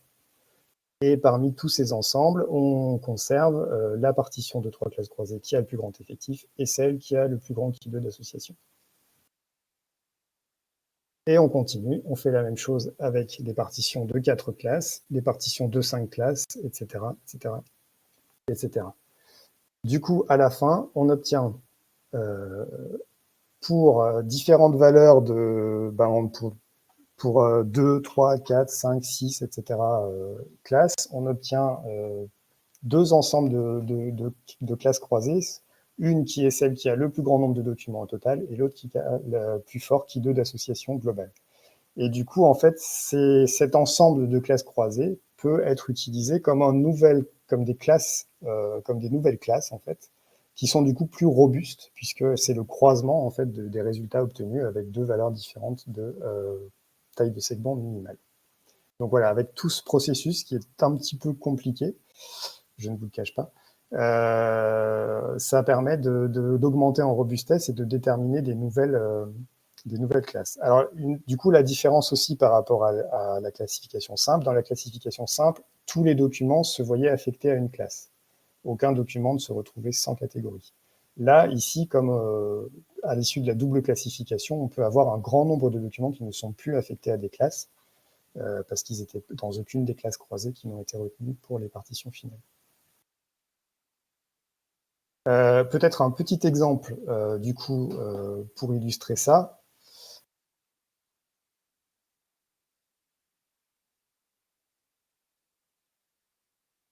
Alors, on va rester sur Robinson. Attends, peut-être juste avant de partir dans l'exemple, il y a une question dans le chat sur comment compare-t-on des segments qui ne sont pas les mêmes? Est-ce qu'on compare plutôt les mots? Alors, je te laisse répondre. Mais enfin, en fait, on compare les classes, c'est pas on compare deux classifications qui ont été faites sur une segmentation qui est différente. C'est pas on compare pas des segments longs avec des segments courts. C'est bien ça. Oui, c'est ça. En fait, donc on fait bien 2 fois la classification sur le même corpus, mais en faisant juste varier la taille des segments de texte. Et ensuite, comment dire? En fait, oui, je crois que je comprends la question. En fait, en faisant varier la taille minimale des segments, on a modifié la manière dont on regroupait les segments de base entre eux. Voilà. Mais à la base, en fait, on a toujours l'unité d'analyse élémentaire, c'est les segments de base qu'on a obtenus avec split segments. Et ce que fait le fait de fournir une taille minimale de segments fait qu'on va plus ou moins regrouper les segments entre eux pour en créer des plus gros. Donc du coup, quand on croise les deux classifications, on croise les mêmes segments élémentaires de départ. Voilà. Donc en fait, les segments sont identiques, c'est juste qu'on les a pas regroupés de la même manière dans la première classification et dans la deuxième. Là que c'est à peu près clair. Apparemment, c'est plus clair. Ouf. Donc du coup, retour sur Robinson. Donc on avait fait une classification simple tout à l'heure avec une taille minimale de segment de 20. Donc ici, en fait, ce que je vais faire, c'est que je vais faire donc 2 classifications simples. La première, c'est la même que tout à l'heure avec une taille minimale de segment de 20. Donc je la relance. Donc je laisse ça dans un objet que j'appelle res1. Et puis je vais faire une deuxième classification avec une taille minimale cette fois de 40. Donc des segments qui vont être a priori 2 fois plus grands. Donc j'ai les résultats de mes deux classifications ici dans 2 objets différents. Donc pour faire la classification double avec ReNet, en fait, on va utiliser une fonction qui s'appelle ReNet2. Je n'ai pas appelé 2 parce que j'avais plus d'idée de nom, hein, c'est juste parce que c'est double. Et on lui passe du coup les 2 objets résultats, donc des 2 classifications simples, res1 et res2. Et puis on lui passe un argument max_k qui est le nombre maximal de classes qu'on souhaite obtenir à la fin. Alors là, je vais un peu tricher, je vais pas lancer le calcul parce que pour le coup, il est un petit peu long. En fait, il y a deux manières de calculer, mais en tout cas pour la manière complète, c'est un petit peu long. Là, c'est bien. Alors c'est une partie qui mériterait, je pense, d'être encore optimisée dans ReNet et qui, à mon avis, on peut gagner encore du temps. Mais là, c'est quand même 10-15 minutes de calcul parce qu'il faut qu'il fasse toutes les combinaisons possibles de classes croisées. Ça prend un petit peu de temps. Donc j'ai pré-lancé le calcul et je vais juste charger le résultat pour pouvoir le voir, le visualiser. Et du coup, alors si on veut visualiser le résultat, on peut utiliser, comme pour la classification simple, on utilise ReNet Explore. Pour la classification double, on a une fonction qui s'appelle ReNet2 Explore. Donc ça fonctionne, l'affichage est assez semblable. La seule différence, c'est que du coup, on n'a plus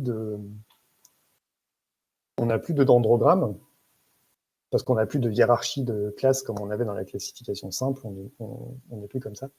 Donc on peut quand même choisir de voir les meilleures classes croisées, les meilleures partitions de classes croisées en 2 classes, 3 classes, 4, 5, jusqu'à 8, mais on n'a plus de structure hiérarchique entre ces différentes classes. Alors, si vous regardez ici dans cet exemple-là, si on regarde les différentes classes, elles sont assez proches, même très proches de celles qu'on obtenait avec la classification simple tout à l'heure. On retrouve dans le cluster 1 ici tout ce qui est rapport à la mer. Dans le cluster 2, on a Dieu, l'esprit, tout ce qui est réflexion, etc.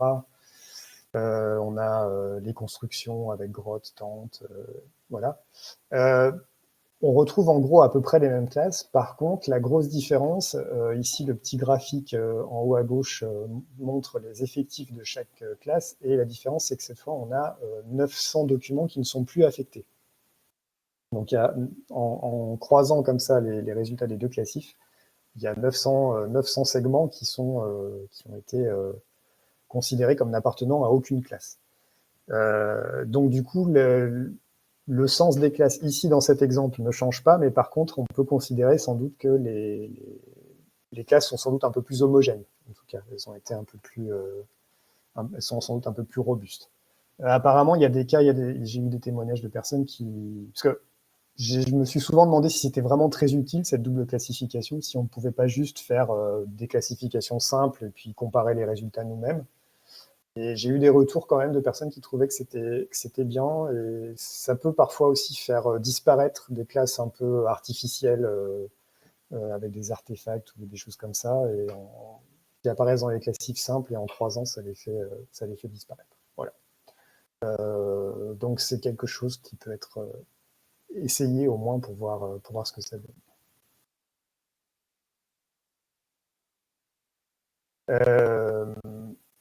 Voilà à peu près ce que je voulais dire.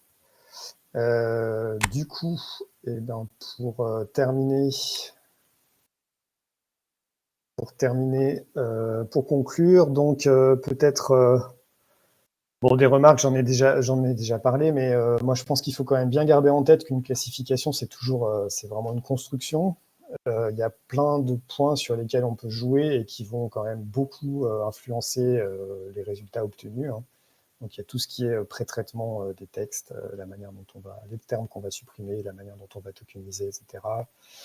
Les termes qu'on va conserver ou pas, si on enlève les termes les moins fréquents, la taille des segments, la taille minimale de regroupement des segments, le nombre de classes, évidemment, etc. etc. Donc voilà, chacun de ces choix va influer sur les résultats, mais c'est un peu pour ceux qui ont fait des analyses des correspondances, c'est un peu aussi l'impression qu'on a souvent. Il suffit qu'on ajoute une variable, qu'on enlève une variable, qu'on recode des modalités, et on va des fois obtenir des résultats qui ne sont pas radicalement différents, mais qui peuvent évoluer assez fortement. Donc il ne faut pas hésiter à tester des choses, à faire varier, à regrouper des termes, et puis à explorer, avoir une approche exploratoire. La méthode se prête vraiment à ça pour construire petit à petit quelque chose qui fait sens. Il y a des alternatives, hein, évidemment. On peut faire des classifications directement sur la matrice terme document, ça peut se faire.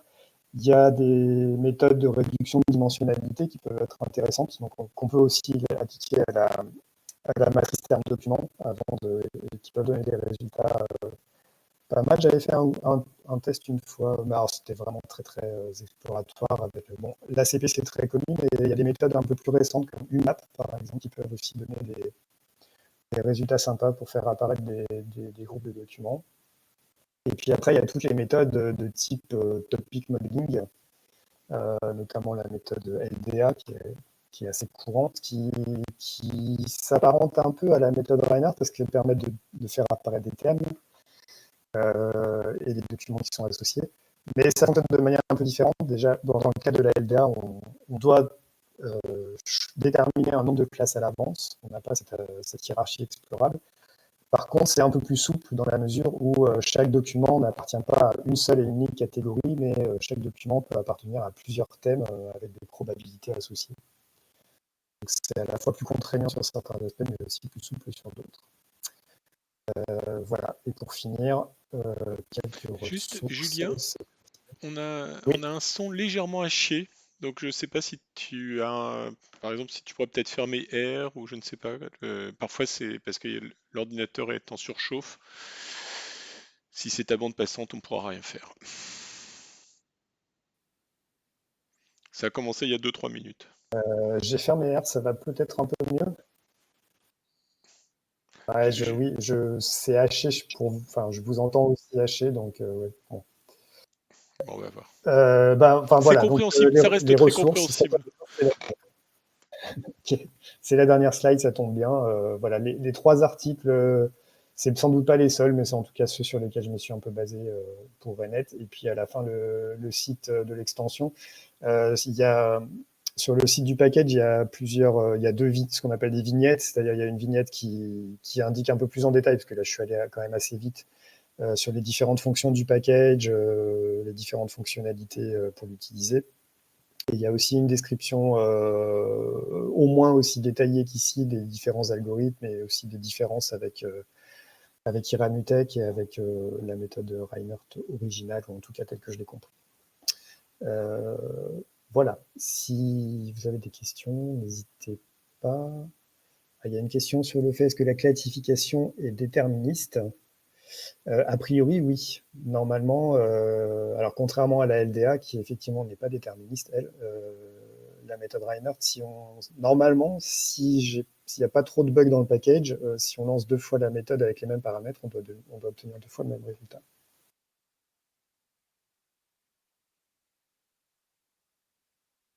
Mais écoute, merci Julien pour cette présentation et tous ces exemples.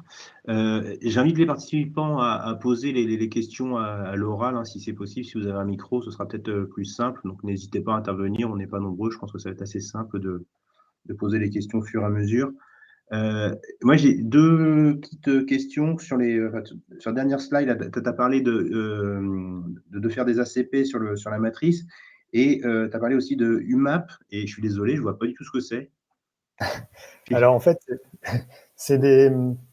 Alors UMAP, en fait, c'est des méthodes relativement récentes qui sont... C'est pas mal, c'est des méthodes de réduction de dimensionnalité qui sont pas mal associées à tout ce qui est machine learning, etc. Il y a aussi une méthode qui s'appelle TSNE, alors je le prononce à la française, ça va peut-être un autre nom.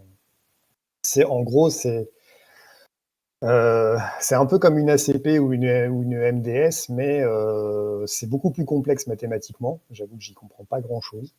Mais ça donne des résultats qui sont quand même assez intéressants. À la fin, UMAP, en gros, on lui passe typiquement un très grand tableau de chiffres, une matrice terme document, ça s'y prête très bien, et ça va ressortir une réduction des dimensionnalités sur 2 axes. Donc on a vraiment une visualisation. Si on le faisait sur une matrice terme document, on aurait nos documents représentés sur un plan.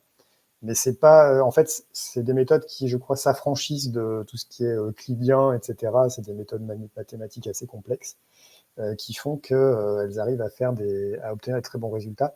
Par exemple, alors, je ne sais pas si vous connaissez le jeu de données qui s'appelle MNIST, où on a des chiffres écrits, des images de chiffres manuscrits, et on essaye de retrouver sous forme d'images et on essaye de les classifier, savoir si c'est un 1, un 2, un 3 ou un 0. C'est des méthodes qui arrivent appliquées juste aux matrices qui représentent les images. Elles arrivent de manière assez impressionnante à ressortir les différentes catégories de chiffres quasiment toutes seules. Bon, moi j'ai essayé ça 1 ou 2 fois sur des données. C'est assez, je trouve que ça donne des résultats intéressants et voilà, ça peut être attesté à l'occasion. Sous R, il y a le package qui implémente ça, s'appelle UWOT, UWOT. Ah bah, écoute, merci, parce qu'avec les précisions d'Anis, d'accord. Donc c'est vraiment encore autre chose que le multidimensional scaling qui est avec pour utiliser de manière assez claire et basique. Du coup, je ne sais pas, c'était pour poser une première question, si en attendant d'autres questions de la salle, j'allais dire, enfin, des participants. Du coup, j'ai une autre précision. Tu as fait une précision que je ne fais pas du tout sur le Ki2 d'association. C'est bien le Ki2, c'est la somme des contributions de chaque cellule. Ce n'est pas Oui. une mesure standardisée qui dérive du Ki2. Non, non, c'est le Ki2, oui. C'est le Ki2. En fait, c'est ce que j'appelais le Ki2. En fait, le Ki2 d'association, c'était dans les classes croisées, là. Donc, en fait, tu as juste un tableau à 4 cases où tu places l'appartenance aux 2 classes. Donc, est-ce qu'il est dans la classe de la première classif, oui, non? Est-ce qu'il est dans la classe de la deuxième classif, oui, non? Et tu calcules le Ki2 de ce tableau à 4 cases. Voilà. Donc, du coup, on peut comparer les Ki2 de tous ces tableaux parce qu'ils ont le même effectif total et la même dimension. Donc, on n'est pas obligé de les normaliser. On peut juste les comparer les uns aux autres. Il y a une question sur pourquoi s'être lancé dans ce développement. C'est une bonne question.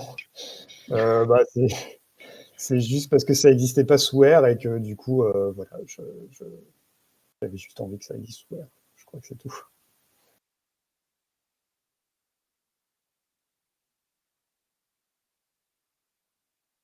Alors, je sais pas si je peux. T'as une question complémentaire de Mathieu qui te demande pourquoi t'en ferais pas plus. Mais c'est le même d'ailleurs, la même personne qui t'a posé la première question. D'autres outils complémentaires, a priori, peut-être faire évoluer un peu RENET parce qu'elle pourrait encore être optimisée ou peut-être en termes d'interface, il pourrait y avoir des fonctionnalités supplémentaires. Après, d'autres outils, je ne sais pas si j'aurais le temps et les compétences pour. En tout cas, là, spontanément, je n'aurais pas d'idée spécifique d'outils d'analyse textuelle que je pourrais développer. Il y avait une question sur est-ce que les segments sont des unités sémantiques. Idéalement, oui. Idéalement, il faudrait que chaque segment soit un peu, soit pile de la bonne longueur pour qu'il soit porteur d'un thème ou d'un sens et d'un seul. Mais justement, c'est toute la difficulté de repérer ça. Donc, je pense que c'est aussi l'idée qu'il y a dans la double classification, c'est de ne pas se limiter à une taille, de pouvoir faire varier la taille et de croiser les résultats. Je ne sais pas si ça répond à la question.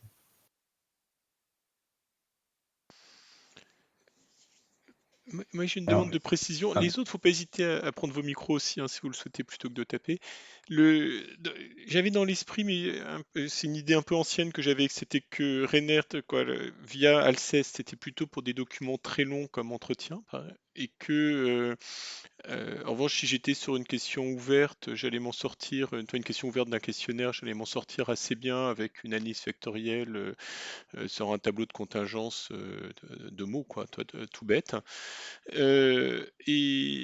Et donc, j'arrive pas bien à comprendre parce que j'ai l'impression que toi, tu as utilisé Reinert, mais pour des textes courts en quelque. Alors évidemment, tu vas me dire que Robinson Crusoe, c'est pas le cas, mais toi, le premier exemple, toi, je trouvais que ça marchait bien là sur les gilets jaunes, quoi, pas les gilets jaunes, mais mais que c'était quand même, on était plus ou moins dans la question ouverte, quoi. Toi, c'est une question ouverte un peu longue. Toi, donc je me suis posé la question. Et donc, quand tu parlais des outils complémentaires, moi, je regrette qu'il n'y ait pas la représentation factorielle. Mais c'est vrai que c'est un ordre différent parce que d'habitude, on faisait la représentation quand on faisait l'analyse factorielle, et puis après, derrière, on faisait la classification à partir des coordonnées factorielles. Mais bon, donc voilà, j'aurais bien que tu précises un peu le fonctionnement global, quoi, toi. Ouais, alors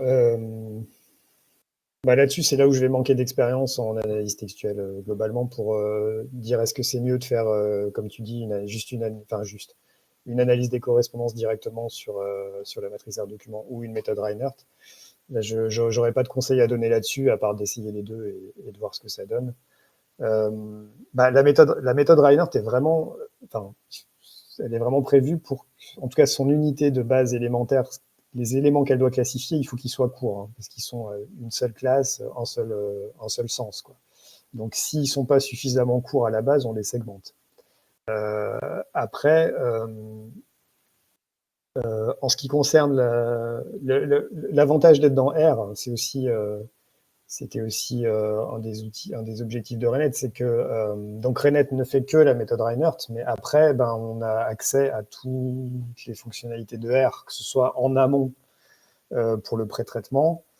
Par exemple, je crois que dans quelques séances, il va y avoir quelqu'un qui va présenter Spacy, la bibliothèque de traitement textuel. Donc, il y a des interfaces. Alors, Spacy, c'est du Python, hein, mais il y a des interfaces R qui permettent d'utiliser Spacy dans R. Et du coup, là, en termes de lématisation, des choses comme ça, on peut faire des choses qui sont quand même assez poussées.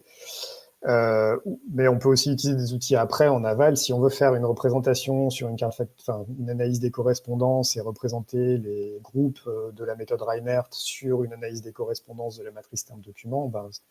Si on est un petit peu à l'aise avec les différents outils de R, on peut le faire aussi directement. C'est pas implémenté directement dans RENET parce que a priori on a les outils les autres outils de R qui peuvent nous permettre de le faire si on le souhaite.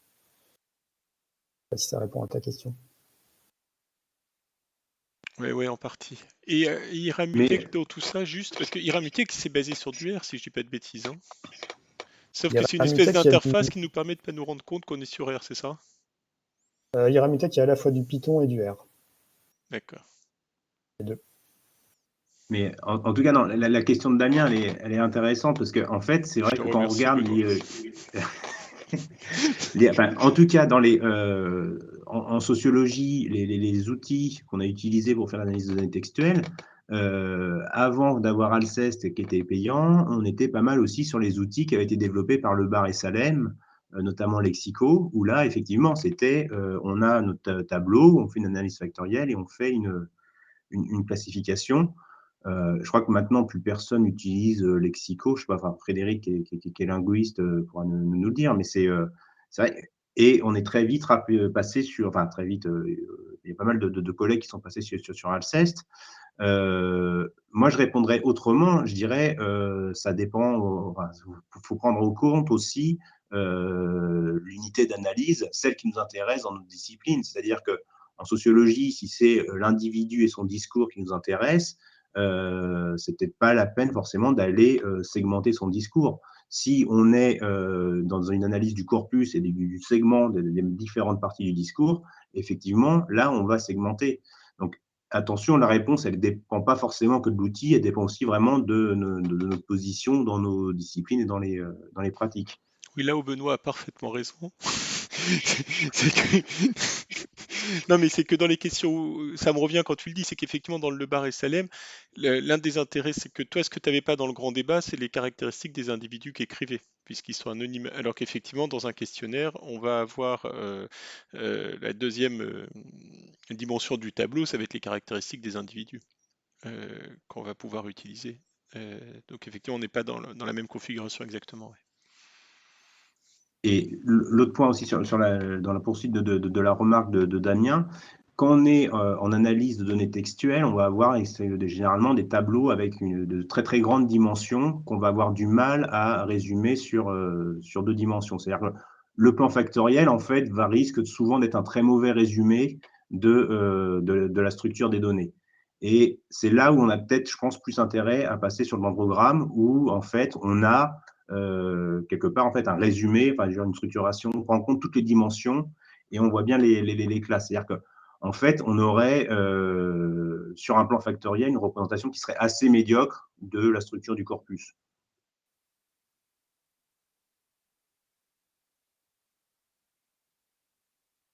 Oui, tout à fait. En fait, ce qui serait intéressant, moi, j'ai pas du tout fait ça et j'ai pas l'expérience pour avoir des billes vraiment à dire ça, mais j'avais échangé un peu avec une chercheuse qui avait fait un peu des comparaisons sur un corpus. Elle avait appliqué différentes méthodes, Reinert, LDA, LSA, etc. Et je pense que c'est sans doute en faisant ça qu'on peut se rendre compte des différences, et des apports et des limites de chacun des trucs.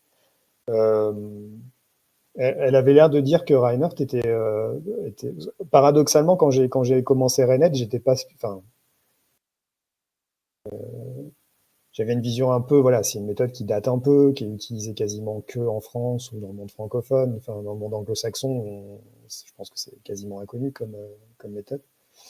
Donc, mais elle avait l'air de dire dans les résultats qu'elle avait obtenus ça donnait des choses intéressantes. Peut-être, je pense, peut-être plus dans le côté la capacité à faire apparaître des petits clusters un peu spécifiques. Voilà.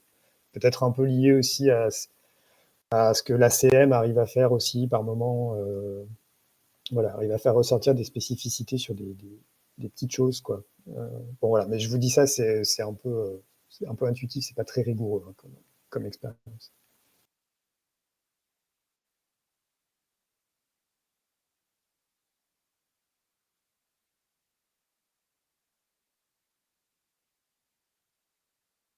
Je sais pas, Bénédicte, si tu veux, Bénédicte Garnier, donc, qui a qui a une forte expérience sur l'analyse de données textuelles, qui a aussi écrit un manuel aux éditions de l'INET. Si tu veux intervenir, n'hésite pas.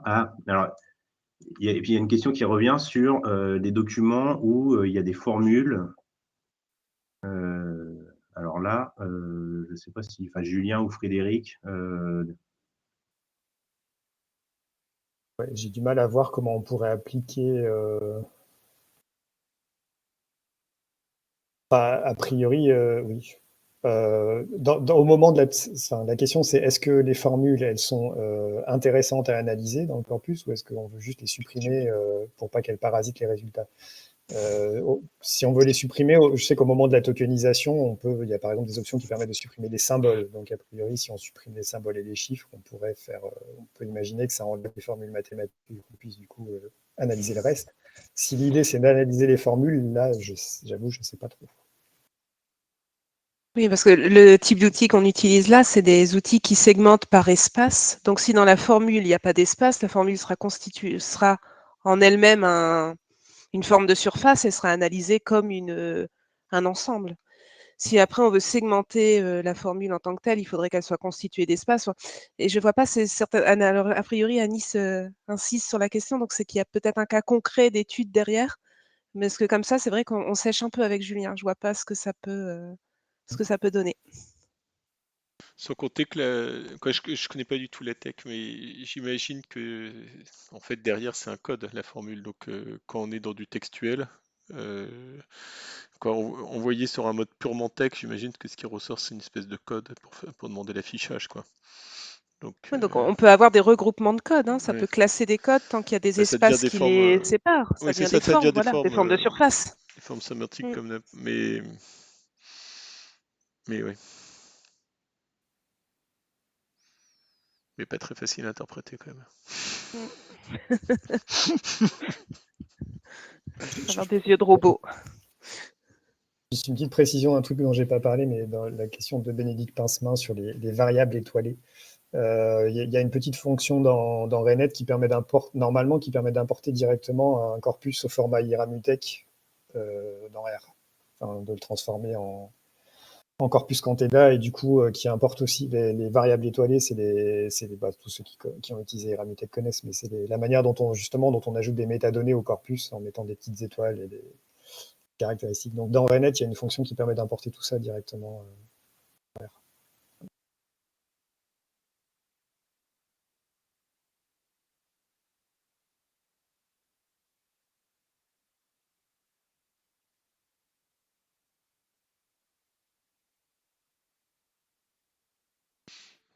Bon là, il y a beaucoup de personnes qui écrivent dans le chat, donc Ah oui, mais, euh, sinon, Julien, par rapport en fait, à ce que tu as fait en rentrant dans le code d'Iramutech pour comprendre la méthode, ça a été simple, c'était vraiment un travail assez compliqué, presque enfin, je sais pas, de rétro-engineering. Oui. Oui, en fait, il y avait deux questions. Est-ce que ça a été simple ou c'était vraiment un énorme boulot? C'est-à-dire, est-ce que même un code source qui, je pense, enfin, ouvert et plutôt documenté pour connaître les développeurs de Iramutech, ça a pu être insuffisant pour aller plus loin? Non, c'était pas simple. C'était pas simple. Ça restait très utile parce que ça m'a vraiment donné des billes. Alors, je pense que, je pense que le code R dans RENET a priori a été quasi intégralement réécrit par rapport à celui d'Iramutech. Hein. Il n'y a pas eu je ne crois pas qu'il y ait eu beaucoup de copier-coller. Donc ça a été vraiment très utile pour comprendre la logique, hein, et comment implémenter ce qui est décrit dans les articles, comment transformer ça en algorithme en fait. Et du coup, de voir comment quelqu'un l'avait fait, c'est très utile pour pouvoir le faire ensuite soi-même. Après, c'est compliqué parce que lire le code de quelqu'un d'autre, c'est toujours un peu complexe. Et on sent que voilà, Iramutech, c'est un logiciel qui existe depuis longtemps. Donc voilà, on sent qu'il y a eu il a évolué, il y a eu sans doute des couches rajoutées par-dessus les autres, mais comme pour n'importe quel logiciel, hein, c'est pas une critique. Donc oui, ça demande quand même un petit peu peut-être pas de l'archéologie, mais il faut prendre un peu de temps pour plonger dedans, pour voir la logique du code et son fonctionnement. Merci. Ma question n'était pas du tout de critiquer le travail de nos collègues de Toulouse, hein, mais qui était plutôt en lien avec les journées annuelles du réseau Maté qu'on va tenir sur sciences ouvertes, reproductibles, réplicabilité. Et voilà, enfin, c'était un cas aussi d'avoir du code et de voir qu'on pouvait retourner dedans pour répliquer des résultats de recherche. C'est pas du tout une critique, au contraire, hein, je l'ai Ouais. déjà dit en introduction, mais c'était vraiment super utile. Et s'il y avait eu que Alceste, Alceste est propriétaire commercial, donc je n'ai pas accès, donc on n'aurait rien pu en faire. Là, c'était vraiment, vraiment très, très important.